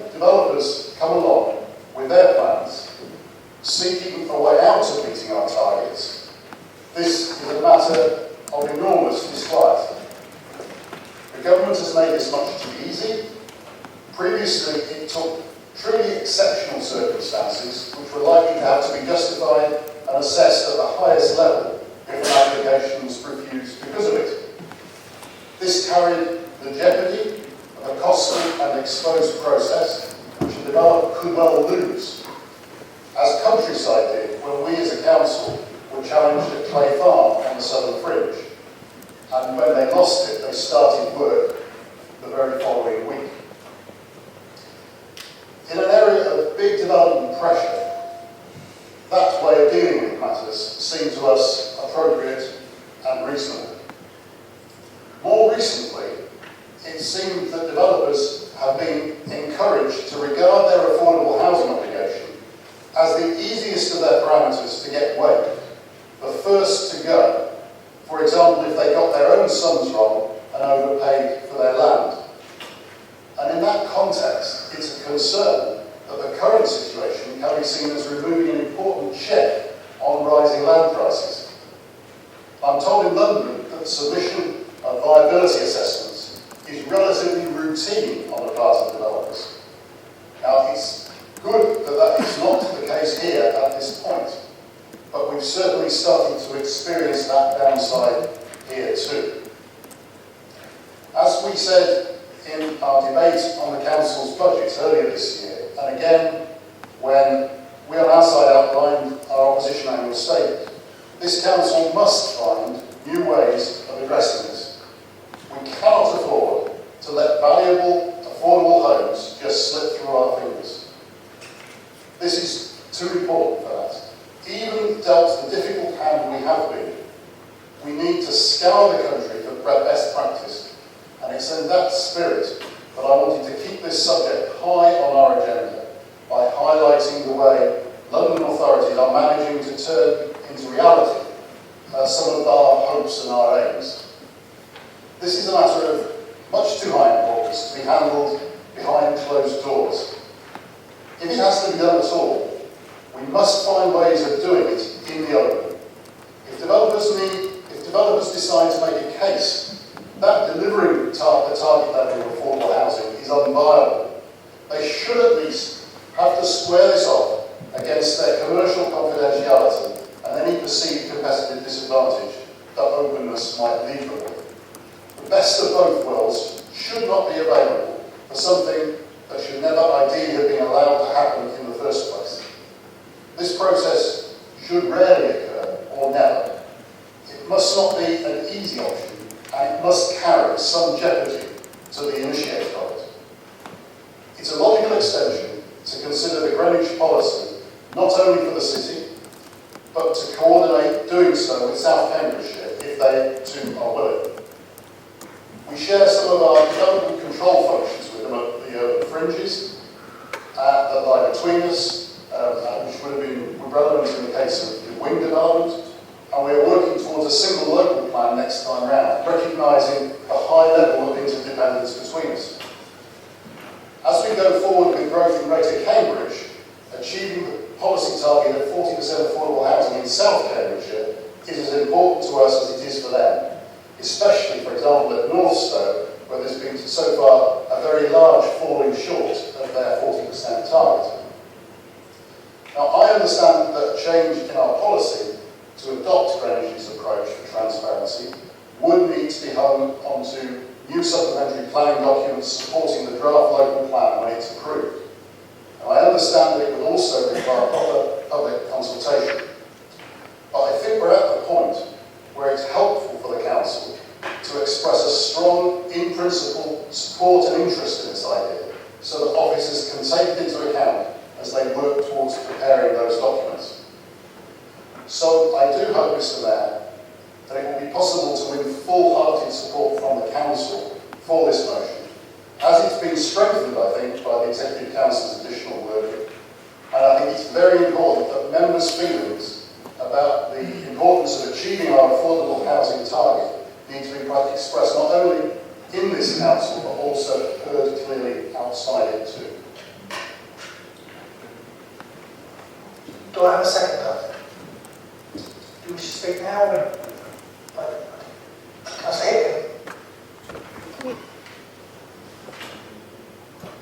I'd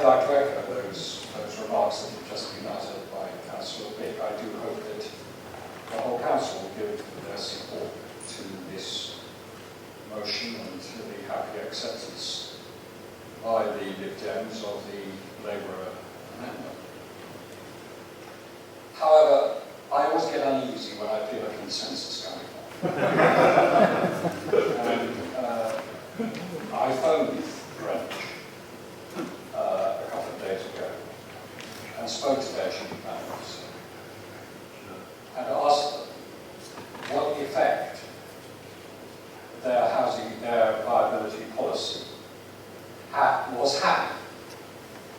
And to reduce a long conversation to a few words, the effect is hard to tell because no applications have been received since the policy was introduced in which viability has been an issue.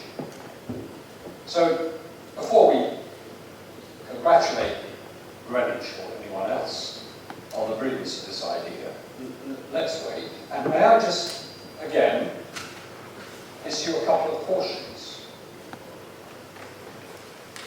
Housing is about planning and providing. And the way we do things in this country is that we lot do the planning. We say what we want. We say what we ought to have. We have the vision. But the job on the ground is done by developers. That's very, very occasionally do we become ourselves a developer. But generally speaking, housing in this country is produced on the ground, constructed by commercial developers. And commercial developers are essentially commercial. They have to consider questions of profit and loss in a way that we don't. We can go on insisting that they provide the 40% of social or affordable housing that we would like to see for us until the cows come home. That's not difficult for us. But I do ask you to remember an earlier question about the state of the property market, commercial property market, and how that has within the last few weeks suddenly turned into a very negative state. So developers are themselves subject to these huge variations in the state of the economy and of the housing market. And we have to be very careful that in our insistence on the full 40%, when only 30 or 20 or 15% is being offered, that we do not take up a too hard and fast position such that we don't get any social housing at all. So I think this is this is just something to be borne in mind. And if I may just conclude, May, you've been very, very tolerant. I think one of the things about the viability assessments that have been produced is this automatic belief that developers are entitled to a 20% profit. Why? And why aren't we entitled as an authority to an assurance on equal terms of a proper level of social housing? Thank you. Councillor Hipkin overran by 50 seconds, so I will extend that to everybody else who wishes to speak.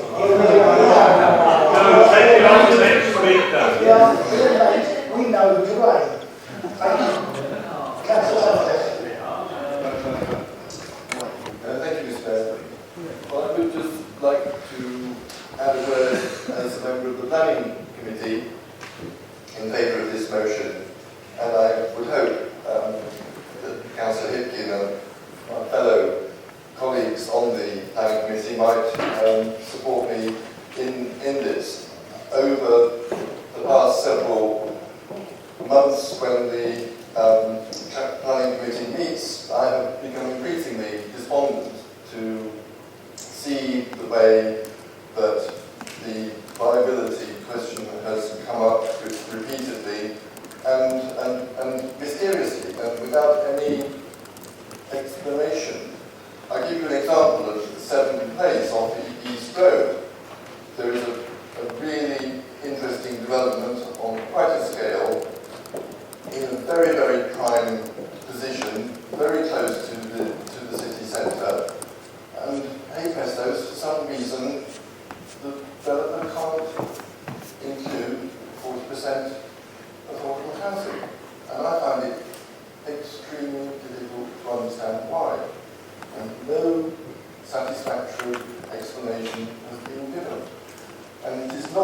the only case. The wing development on the north east side of Cambridge. And of course, the most famous or infamous of all, Grand Central on Crossdown Road. It seems to me there is an insidious trend in the direction of trying to avoid the 40% affordable housing. I am not persuaded that the developers are playing fair, and I believe they are trying to duck their responsibilities. And I hope that all my colleagues on the planning committee will support this motion and other members too. Councillor Price.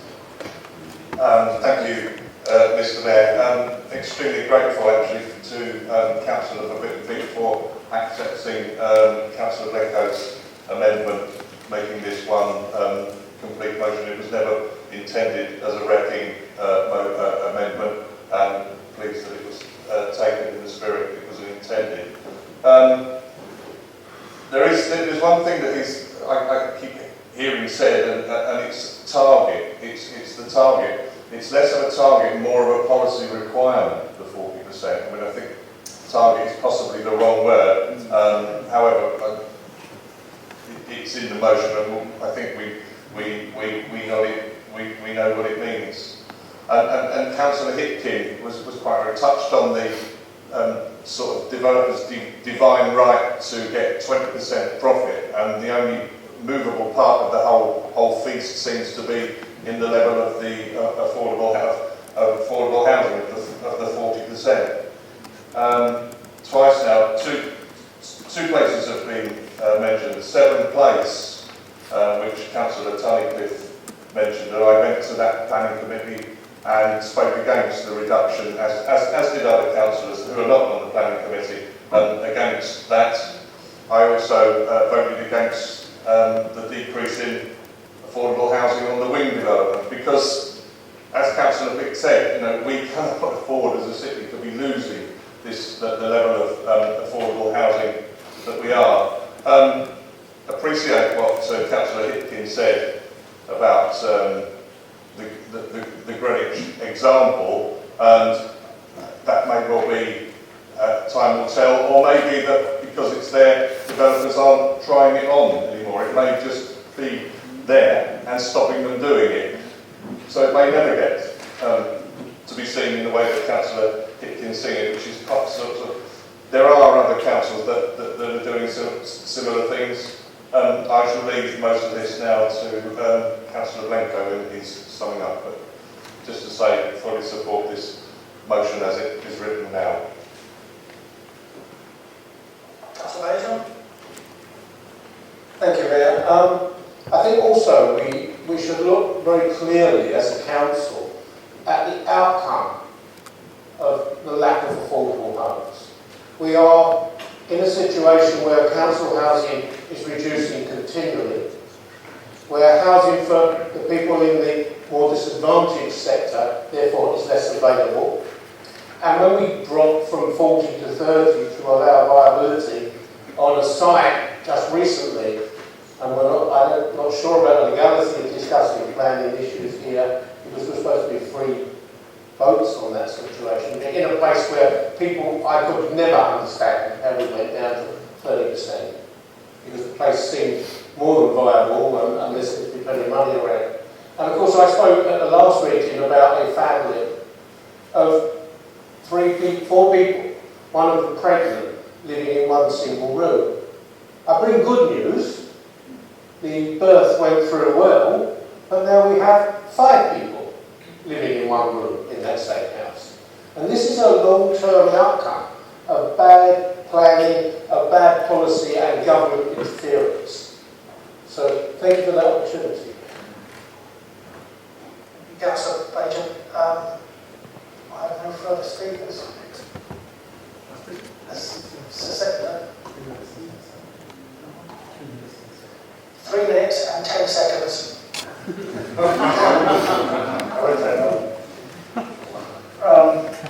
So I had the advantage of reading Councillor Vick's speech earlier this afternoon. I had quite my own and so I read all that. And I wanted to, in the second information I wanted to strike a slightly different note. And it's interesting that some of the comments that Councillor Hipkin was making fits quite well with what I wanted to say, which is that we know that we can't build houses fast enough ourselves. We are reliant on the developers. We have to treat them as our partners in this. We can't treat them as the enemy, but we have to accept that they're commercial. And commercial people, what they don't like is uncertainty, and what they do like is certainty. I think they'll rise to the challenge of knowing what the rules are clearly and early. So my experience of commercial people doing this kind of thing is that the sooner they know what the rules are, the more they'll rise to the challenge. If we give them the opportunity to come to it later in the game, well then of course they'll take that opportunity. So it's easy to say what's going to happen for it, and maybe nothing will happen for it. And I do have a sort of slight worry now, because it's clearly important that when we come to write this supplementary planning document, that is done well and correctly and properly scrutinised. And I'll probably be nice to on the committee that has to now review it, and the Council House chairs.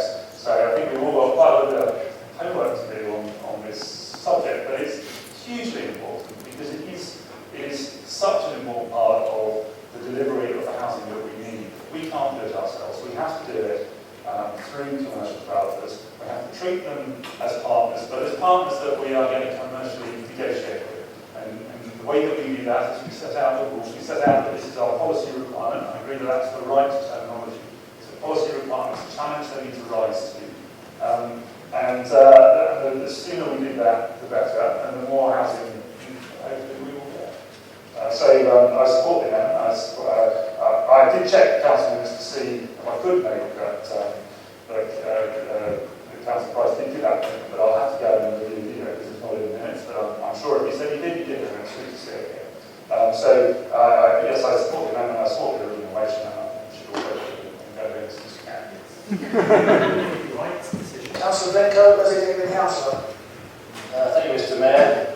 I was quite happy to accept the motion. It's been a pertinent issue that's had quite a bit of discussion in different forums and is currently very prevalent, especially on in light of a particular application which will come to planning commission in the near future. In terms of the top of the tail, as it were, I think it was important to publicly say that this is not something we have not considered previously. Councillor Price certainly referred to this on the back of an agenda item at the February meeting. We certainly had discussions about this issue within planning briefings and other related briefings. One or two of the most recent viability assessment discussions, and two of those, so at least one of those examples has been alluded to. In terms of the sort of tail of this amendment, yes, in effect, Greenwich had sort of put themselves forward to pilot an approach which required sort of complete transparency on viability assessments. Interesting, I thought they had one example, but maybe that was prior to them deciding this new policy. But certainly other London authorities and boroughs have realised that this is going to be a pertinent issue for them to address, and that's why that London group has been established to discuss and share sort of practice and thoughts of people involved in this matter. And similarly, on our own smaller footprint, we've got to acknowledge our sort of relationship with South Cambridgeshire, both in terms of shared service, particularly our joint development control, joint working. And clearly one of the recent examples was a joint application that spread over boundaries and actually brought a lot of these issues, I think, about the value of transparency fairly squarely into the discussion and into our thoughts. Because in the end, planning committee members, whether it be on a city committee or the joint committee, are being asked to make very tough decisions. They're being given evidence and assessment and application to the material on which to make those decisions. Sometimes it's a difficult decision as it is, but in terms of viability, there is this, I think, quite relevant public